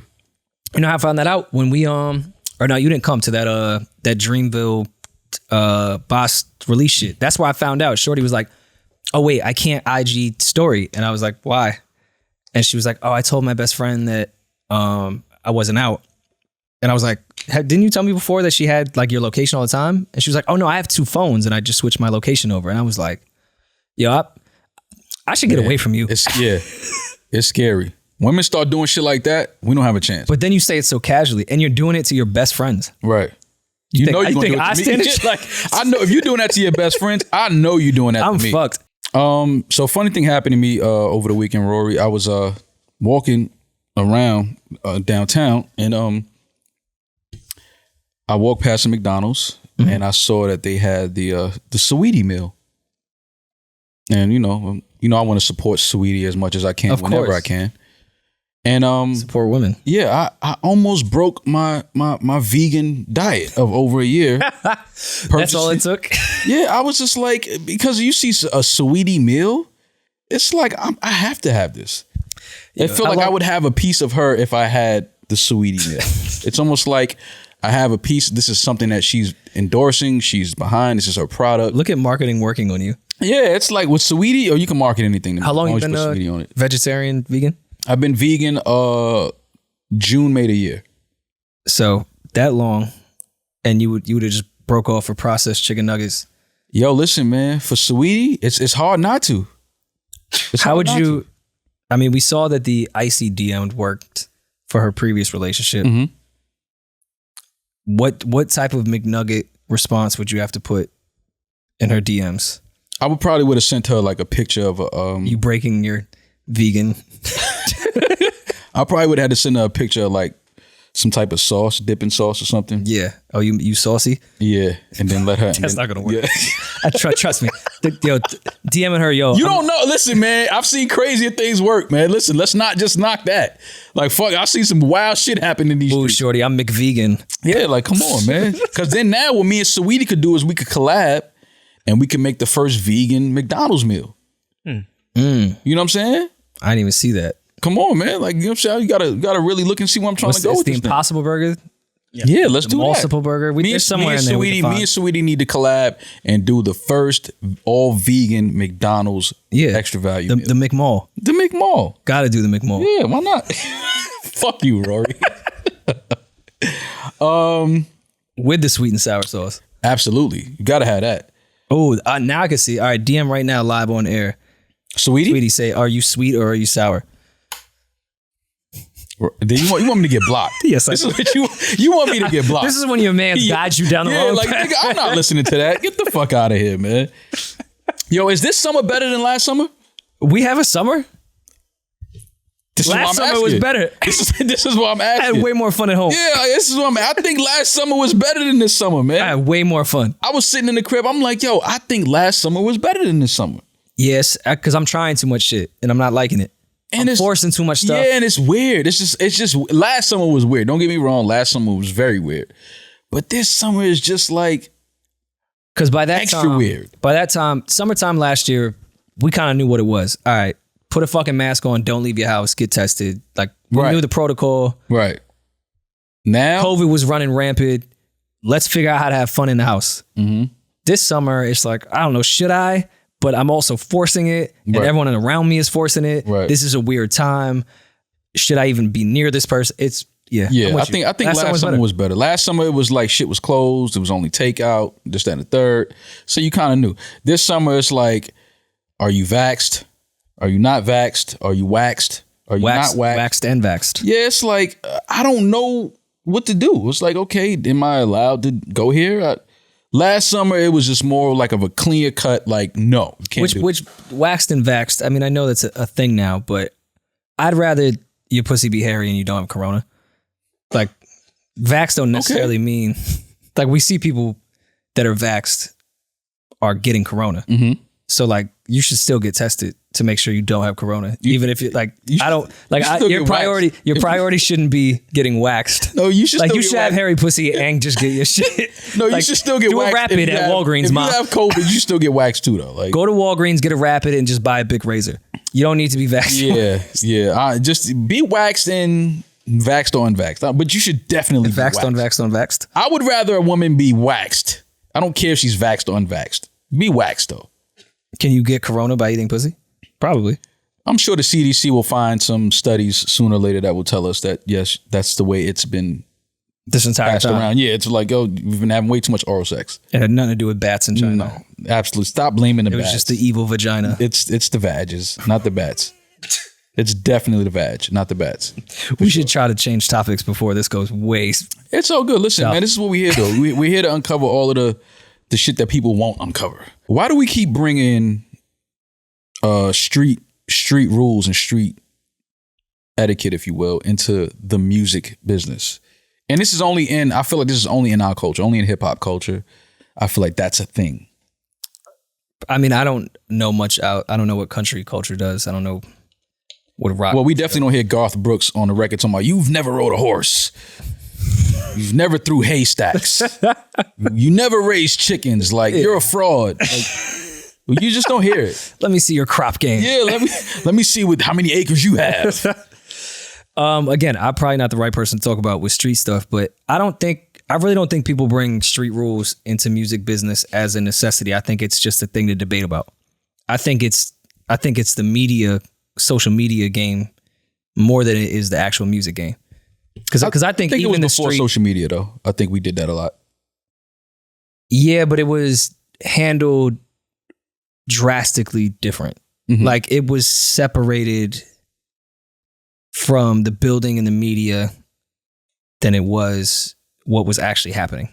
Of course, they mixed to some degree, but at least in my experience, and again, when I was in the music business was like 2010, and that was when cameras like were everywhere.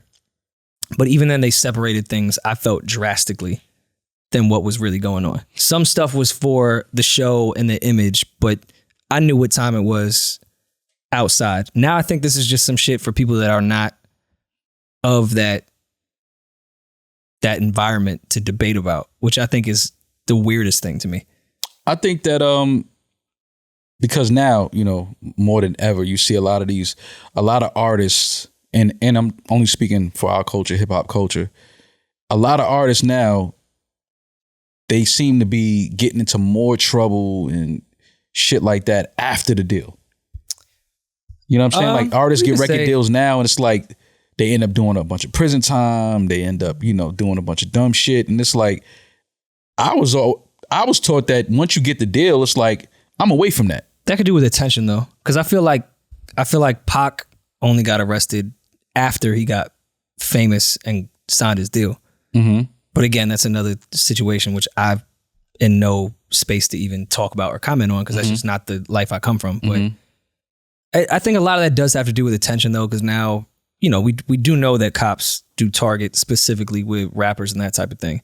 But I think more of the why do we bring the street rules into the music business is more so of a debate now amongst people that aren't from that or should even be commenting on it. Like, it ain't your space to even say shit or bring shit up.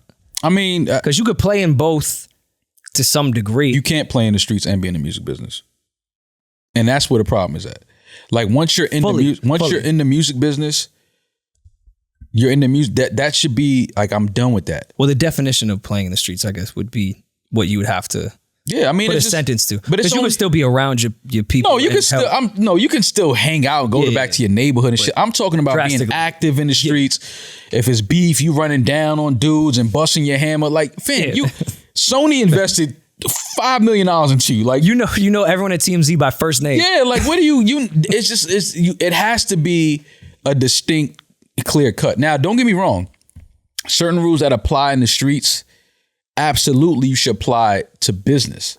But as far as you're talking about code and ethics and just having morals and integrity, absolutely apply those things into business. But I'm talking about like a lot of the, you see now, it's like a lot of the street shit has seeped into the music so much that, rappers or artists feel like that when they're in the music business and they're talking about certain things, they have to still be living that shit and have to still be actively doing these things.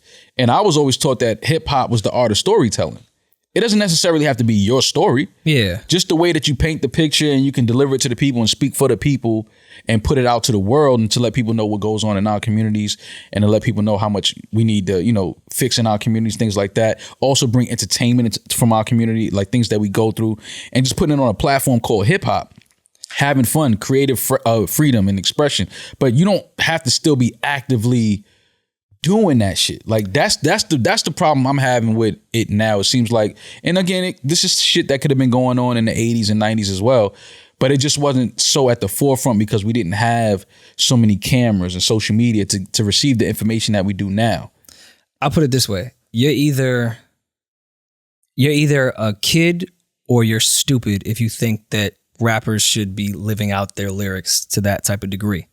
But the rappers feel like that. But there are people within the media that take advantage of knowing that the rappers cannot do that and antagonize rappers that do come from that and one time did, and know certain triggers to get them out of that mind. And then when they react, then say, why you not living like, I thought you were supposed to be gangster. It's like, no, I'm in the music business now. Right.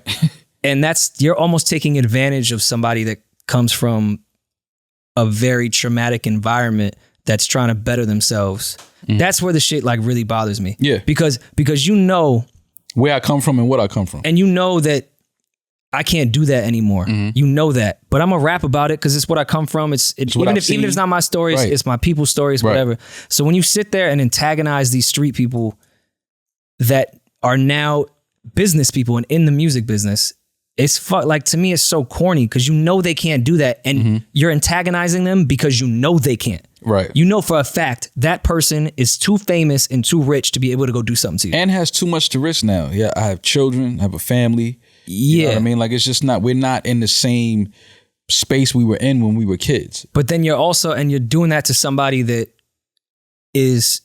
their mind is still developing outside of the environment they were once into this new venture. And certain things is going to piss them off, and that old side is going to come out. Even if they know they can't do shit, they're going to react at least verbally the same way. And to me, that's taking advantage of trauma. Yeah, I think at some point, you know, I feel like this is something that needs to be done in our culture anyway. I feel like we need yearly sit downs together as a culture, representatives of the culture. We need some type of weekend or something where, you know, we just the top figures in our culture come together, sit down, and we talk about what's going on. And we talk about what's going on in the music business, and, you know, just in business general, and what we're doing, and you know, it's kind of like a therapy session for our culture, because a lot of us are still dealing with trauma. Like, you got a lot of cats that come from the places that I come from or you come from, and, you know, they were living a certain life, and then it's like, okay, now they were thrown into a position where a company wants to invest millions of dollars into this person, but it's like this person hasn't had time to really heal from the trauma that they grew up in, and things that they were doing, and things that they've seen, and their friends losing their friends and family to violent crimes. And now you want me to get on stage and perform in front of 10,000 people. It's kind of like, or even more, now I have to deal with all of those people having an opinion about you. Yeah. You don't know how to react to it. Yeah, I don't know how to do that. Yeah, like, if somebody would have said one thing to me, I would have lost my mind. Now it's 10,000 people every time I refresh my fucking mentions. And that was a lot of things that I thought about when it came to the baby. You know, this was clearly somebody, we saw it. He went through a traumatic, you know, experience. Absolutely. We spoke about it before. And then now you're on stage in front of so many thousands of people and millions of people watching, and you say something, and, you know, you don't realize what you're saying is hurtful. It's wrong. But then now you have to be judged and quote unquote canceled as a result of that. When in reality, here's somebody that came from, you know, a certain upbringing, experienced a lot of trauma, experienced a lot of things in their life, and they don't have the tools and are not socially equipped with certain information. 100%. But now you're throwing this person in front of the world and saying, hey, be a superstar. Here's a microphone. Yeah. And it's like, but he's going to say some shit. He's going to say something that's not right. Yeah. And that's not, you know, socially acceptable. Yeah. So instead of saying, oh, we're going to cancel you, you should look at that and say, oh, here's a young man that just doesn't have the tools and is not equipped socially with certain information. Yeah. So but obviously he's talented. Obviously, you know, he's someone who's, you know, a blessing and a gift to his family, because he's able to take care of his family and he's able to provide. So we don't want to just strip him of that, because then what? You strip him of that. What does he go back to? And I believe the LGBTQ community, I don't know the exact organization, I think reached out and said that they would sit with the baby and just inform him, which I thought they handled that beautifully. Absolutely. And they said, hey, what you said was very hurtful to us. Yeah. Let us teach you exactly what is going on within those stereotypes of HIV and why that's a very problematic thing towards our community, which I thought was the most beautiful way to handle that. And I think there's a better way to even to tie in what you're saying with the street code shit into the music business should be moved in the same way to some degree of, hey, we probably need to teach certain people that come from environments how to move once they get into middle America society. Yeah. And I'm not saying to adapt. What's the J line in Blueprint? Beans, I'm not trying to change you, just trying to give you some game, trying to show you how to go from the streets to fame.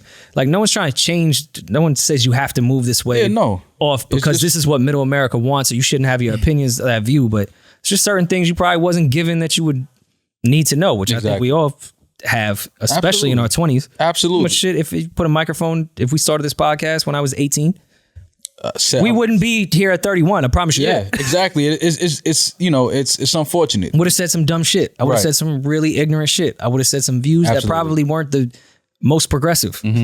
But again, I just think that we're too. We have a lot to fix in our culture. We have a lot to fix, and it disappoints me when I see the elder statesmen and the older generation in our culture not being a good example or not setting the right tone in our culture. Yeah. Like that bothers me because it's like you've seen more than I've seen. You've been through more, and you've lived through different eras, and so you know how to move. You should know how to move. You should know how to conduct yourself. And it's unfortunate when we have, elder statesmen just not moving the right way and not doing the right things, because what example is it setting for the younger generation? Because, a lot of times people are like, oh, these young kids, these young dudes be wilding it. No, older dudes be wilding too. Older dudes be doing dumb shit too. Older dudes be saying dumb shit too. So it's kind of like, we just have to I think that we don't spend enough time on one page. And we don't spend enough time communicating with each other. And maybe some of those doors are not open because of, again, our upbringing and the environments we come from. We're not quick to let people in to our space and give access to ourselves to people that we don't know like that. But I think in hip hop culture, it's all one culture. We all represent one culture. I think that we need to do a lot more time communicating and having honest conversations with each other, and stop being so quick to, bump heads and go to war and all of this. It's like we've lost too many people. We've lost too many prominent figures. We've lost too many opportunities to push our culture forward.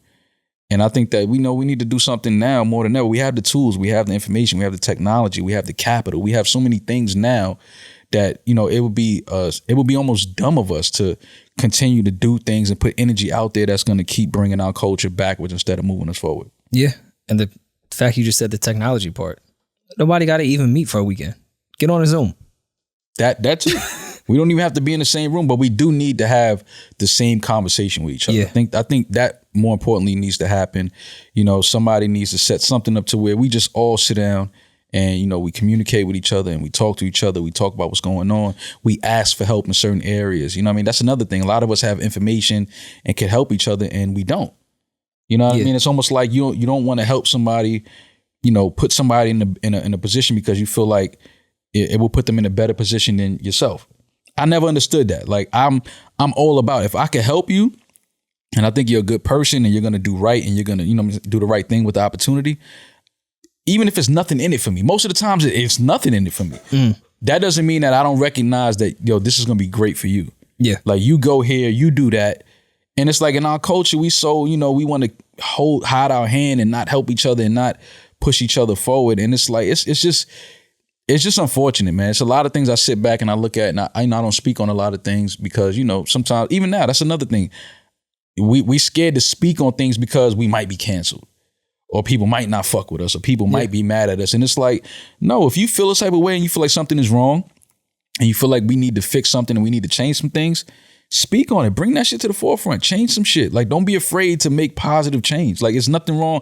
That's some cool shit. Making positive change is cool. Advancing the culture is cool. Helping each other out is cool. That's cool shit. Like, I love to see if I put somebody on to something or put them in a position where, and they do good with that position and they take it a step further. That makes me feel good. I'm like, yo, that's dope.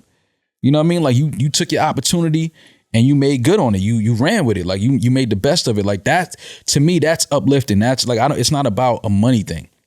Yeah. I just feel like outside of you saying when people ask questions, it goes to the cancel shit, or there's the other side of that coin, which turns into the ego bravado back and forth shit. It's like, no, I'm asking a question. I disagree with what you're saying. Doesn't have to be this now back and forth. I respond, you respond.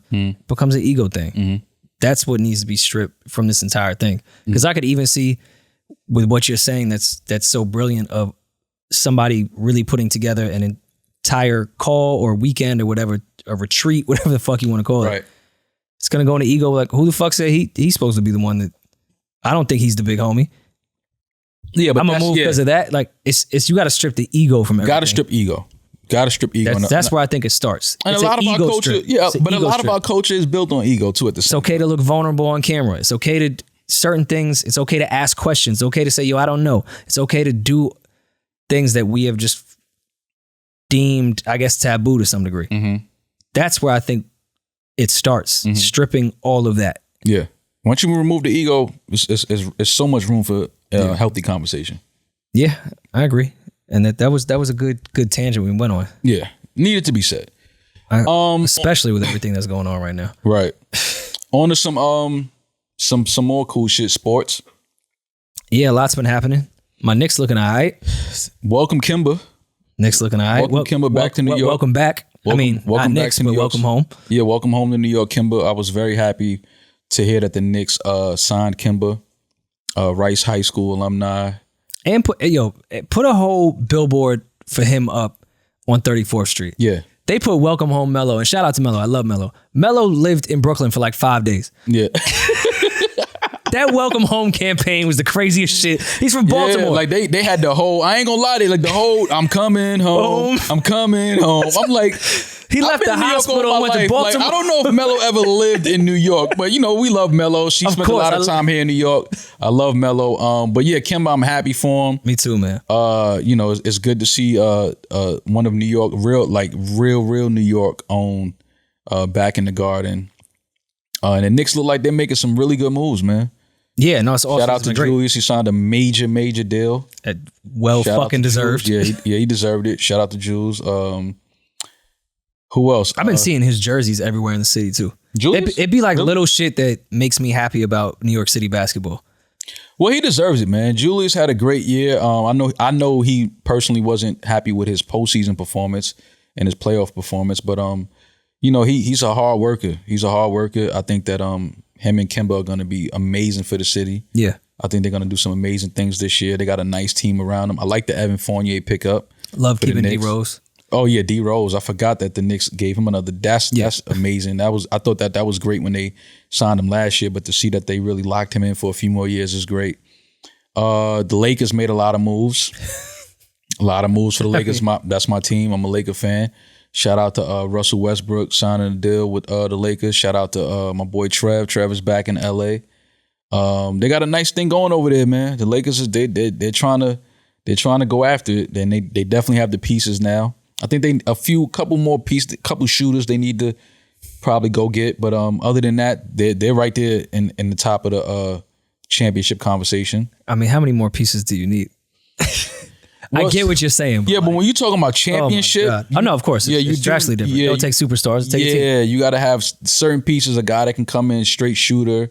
I just hate hearing when people get these fucking AAU super teams where it's like, well, they're missing a piece. Listen, I'm like, man, what piece they missing? Yeah, I'm on you. I'm on that too. I hate the stack team, super team thing. It's the era. But it's what we gonna do, man. That's just what it is now. I don't want to stop watching basketball, but it is what it is.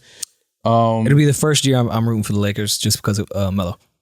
Yeah, Melo. I forgot Melo. Jesus Christ, how could I forget Melo? Melo's a Laker now. Russ is still one of my favorite players in the league. I want to see him get a ring. Trev is family. I would love to see him get another ring. Yeah, man. Shout out to the Lakers. And shout out to Dennis Schroder, man. Prayers first of all to Dennis Schroder, man. Let me just say, I don't know what he was thinking when he turned down $84 million from the Lakers. I mean, making $20 million a year to live in California, Los Angeles, is like a dream come true. I don't know why he would turn that down. So he turned down $84 million to live in sunny California to then only accept 14 days later $5.9 million to be in cold Boston. Now listen, I understand betting on yourself. I understand, knowing your worth. I understand all of that. I don't think anybody understands that more than you and I at this point, Rory. But what I will tell you is, I am not turning down $84 million to live in California. I don't give a fuck what anybody or my homeboys say. Nah, you worth. He could have kept the accounting. Yeah, like you keep all the fucking accounting. Wait, 84 to go to LA? Yo, 84 come on, bro. to live in Los Angeles, California? Do you know what $84 million can do in California? Are you kidding me? Now you're taking $5.9 million to be in freezing cold Boston. I mean, Dennis Schroder, I think you're a solid pro. I think you're a great player. It's a lot of Irish culture. Yeah, like you cannot turn down $84 million. We've had some fun in Boston. We've had some fun in LA. So, I don't even know what I'm talking about.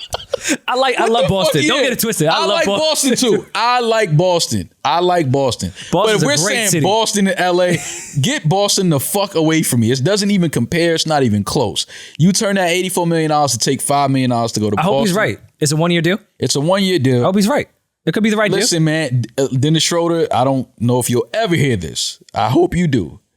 But I'm rooting for you only because there has to be a silver lining in this story. I don't want to believe that your career will come down to you turning down $84 million in LA and only accepting $5 million in Boston. I hope this is not the end. I hope that you're betting on yourself and you know your game and your ability more than anybody else does. No analyst, no fucking coach. You know your ability. You know your potential. I'm rooting for you. But goddamn, turning down $84 million in California. I've never Jesus $84 Christ. million. $84 million. See, you know what they need to start doing in negotiations? They really need to start putting Magic Johnson's contract on the board. I think every agent, and shout out to my guy Rich Paul, but I think every agent needs to sit their players down and show them what Magic Johnson took. He took $25 million for 25 years. And now he made $1 million a year. Now he owns Los Angeles. None of you niggas is better than Magic Johnson. He could maybe own Boston after this. Yeah. But then again, Boston. But if Magic is willing to take a deal like that, and a large part of that deal was because, well, at that time it was the largest deal in, I think, sports history. But more importantly, Magic wanted to stay in LA. Yeah. That was the thing. It was like, I'm staying here. I'm not leaving here. Dennis Schroder should have taken the same approach. I'm staying here. I'm not leaving here. I'm with LeBron. I'm with AD. Where are you going to go? You have two of the best players of their time, of their position, arguably ever. I could also see you that have a ring. You want the ring in the bubble with these guys. Where are you going? But I could see. What can you see, Rory? $84 million? I can see it. I'm just trying to somehow look at the other side. Now you with everybody. Let me go shine and be my own man over here. I don't know. Listen, man. Listen, I you understand. with the stack team. Like, let me go. I get take this $5 million and then figure it out from there. Yeah, but now you got this is somebody that $84 million. I'm not saying I would say no to that. I would have signed that contract so fast. I might have signed a hole through the contract. They might have to bring a new contract in the room. $84 million to live in Los Angeles. Come on, man. What are we talking? And I'm with LeBron. It's like life is great right now. So now again, prayers to Dennis Schroder. I'm praying for you. I'm rooting for you. I want you to have an amazing year. I want you to get a max contract next year. But goddamn, turning down $84 million to live in LA is fucking insane. I hope we're wrong. I hope we're wrong too. It could be the right choice. Yeah. But maybe it's because of distractions until he goes to Boston and finds out what Cape Verdean women are. Listen, I mean, he might be distracted. Yeah, listen, he might be. Like I said, I'm hoping something good comes out of this. We'll see. If I'm gonna choose between Highlight Room and Cape Verdean women, Cape Cape Verdean women. Yeah. But again, that 84 whispering in your ear. But 5 will stretch with some Cape Verdean women. Because you know what's gonna happen in Boston. I go to Dorchester with $5 million. I'm going crazy. 84 doesn't even do shit in LA. You are sick, man. But you know what I would do? Stretch crazy in Boston. You know what I would do now as a player this year? All I'm doing, if I'm guarding Schroder, is I'm just walking up to him whispering, 84? That's funny. 84. I'm just screaming 84. You got 84 for me to foul you right now. You turned down 84. Jesus Christ. But yeah, prayers to Dennis Schroder. I'm rooting for him. Luka Doncic. I knew Dallas was going to max him out. Well, I mean, yeah, that went without saying. That was a no-brainer. Shout out to him. Kawhi Leonard just got a super contract from the Clippers. I saw that coming too. He wanted to be home. He's not going nowhere. See what I'm saying? Guys, just get it. He's from LA. He's from Cali. I get it. Yeah. But you know, it's just still like I'm not going nowhere. Shout out to Kawhi Leonard. Yeah, man, and shout out to everybody, all the other free agents that are signing big deals and that are staying in their current cities, or even if they're on the move. Shout out to all the rookies. I'm seeing a lot of good games in the summer league. A lot of rookies look good. Shout out to Jalen Green. I like him a lot. I'm with you. I think new music coming out today. I know Fat Joe and DJ Drama have something coming out. Executive produced by Cool and Dre. The album cover looks like the menu at Last Lap. I want to know who designed it because I think it's the same thing. But I'm excited. Fat Joe, Summertime, one of the best beat pickers ever with Cool and Dre, with drama. I don't doubt this shit will be great. Yeah. So I'm excited for that. Rest in peace, Chucky Thompson. Rest in peace, Chucky Thompson, man. Wow. Fucking musical legend, musical icon. Legend. Yeah. Yeah. Member of the Hitmen. Just go through all the Bad Boys catalog if you want to know who Chucky Thompson is. Yeah. So prayers to his family, prayers to my brother Guru. I know how close you were with him. So my prayers are with all of you. Chucky, I there's nothing more to be said, but that's a fucking legend. Super legend, man. Super legend. And I was glad to see a lot of people on social media, giving him praises and giving him flowers. Hopefully they were giving him these flowers while he was here. But it was just good because I know a lot of people, they didn't know who Chucky Thompson was, but they found out through social media when the news of his passing started to circulate. But yeah, super icon, man. Super icon. Mary J. Blige. I mean, even I'm glad they were posting a lot of those clips from I forgot what documentary that was where Mary was giving Chucky his flowers in front of him. Yeah. Like, yeah, my life, you helped me tap into my life. Right. Like outside of you just being a beat maker, you're a producer. Like you really pulled out the greatest Mary album ever. I can't say enough about Chucky Thompson. Icon. Again, prayers to his family. Love to Guru. Yeah, shout out to Dame Lillard too. He said, "No fucking way, I'm going to LA." Well, yeah, I don't think Dame is leaving Portland. He said somebody tweeted, I bet whatever money that before the off season's over, Lillard will be in LA, and he retweeted and said, "Bet $1 million."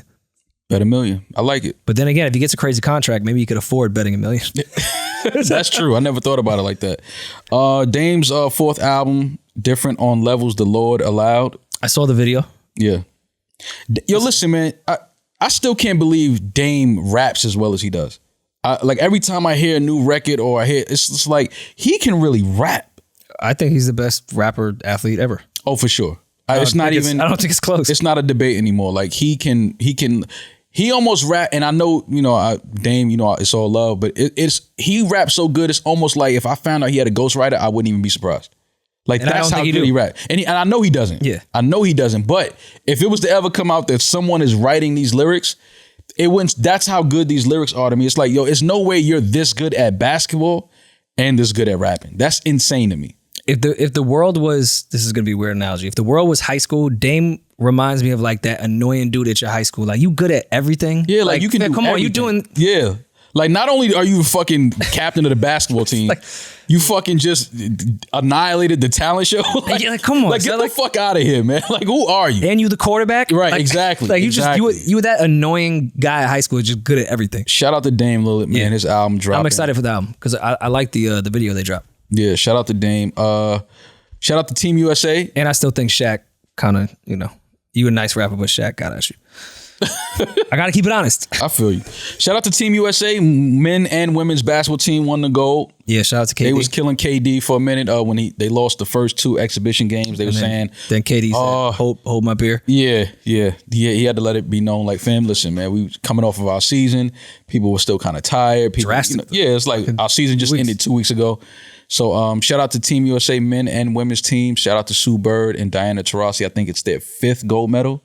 That's fucking crazy. Yeah. They was calling KD Captain America. I like that nickname.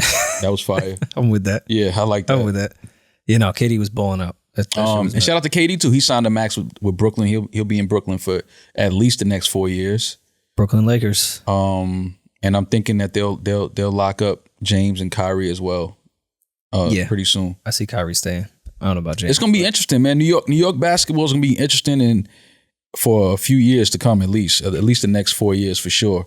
I mean, I've told you, I've finally given him my Knicks card. I'm still a diehard Knicks fan, but I can root for Brooklyn now.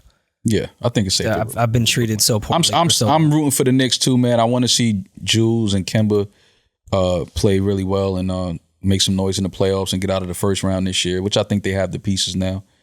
So yeah, it's gonna be fun. It's gonna be a fun year next year for New York basketball for sure. Yeah. Well, shit. I think everything else I have we can save for next episode. Yeah, I do want to get into next week. Have you ever kept up with Valuetainment? Am I saying that right? The podcast network. My guy Patrick. It's one of my favorite podcasts ever. Yes. Valuetainment. Yeah, Valuetainment, which is a phenomenal podcast. I don't know Patrick's last name. Patrick Bet David. One of my favorite interviewers is trying to get Trump and Obama to come on his podcast to have a conversation. I don't think that would ever happen, but okay. He putting up, I think, $5 million, and I assume that they would put that to a charity of their choice. I doubt. Well, I don't know about Trump, but I doubt that they would take that money and pocket it. But we can save it for next week. Okay. I just think it's interesting. And I think Patrick is one of the better interviewers, period. I'm not even just talking about podcasts.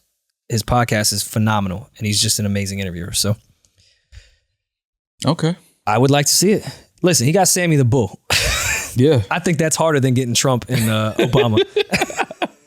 Yeah, I would like to see Trump and Obama sit down and talk. I think now that, both of them are out of office, even though I do think Trump is planning to run for the next presidency,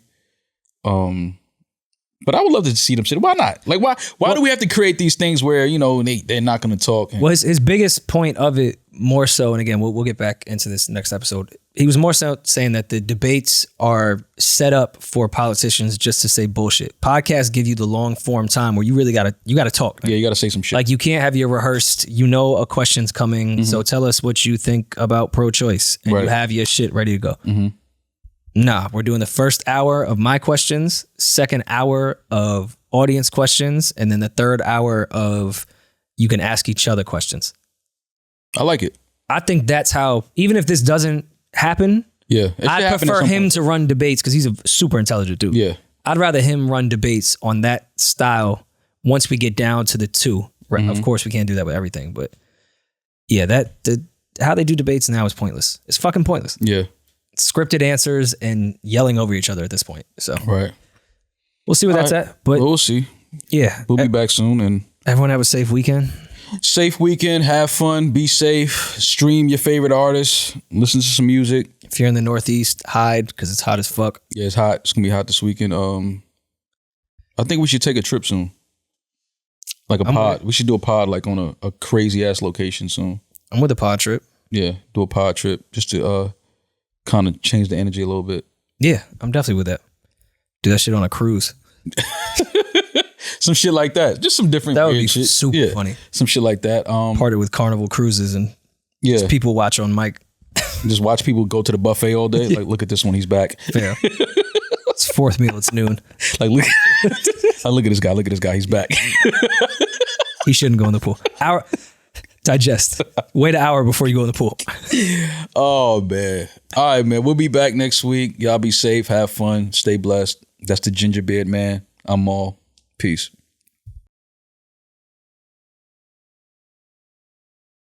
No, Rory and Mal.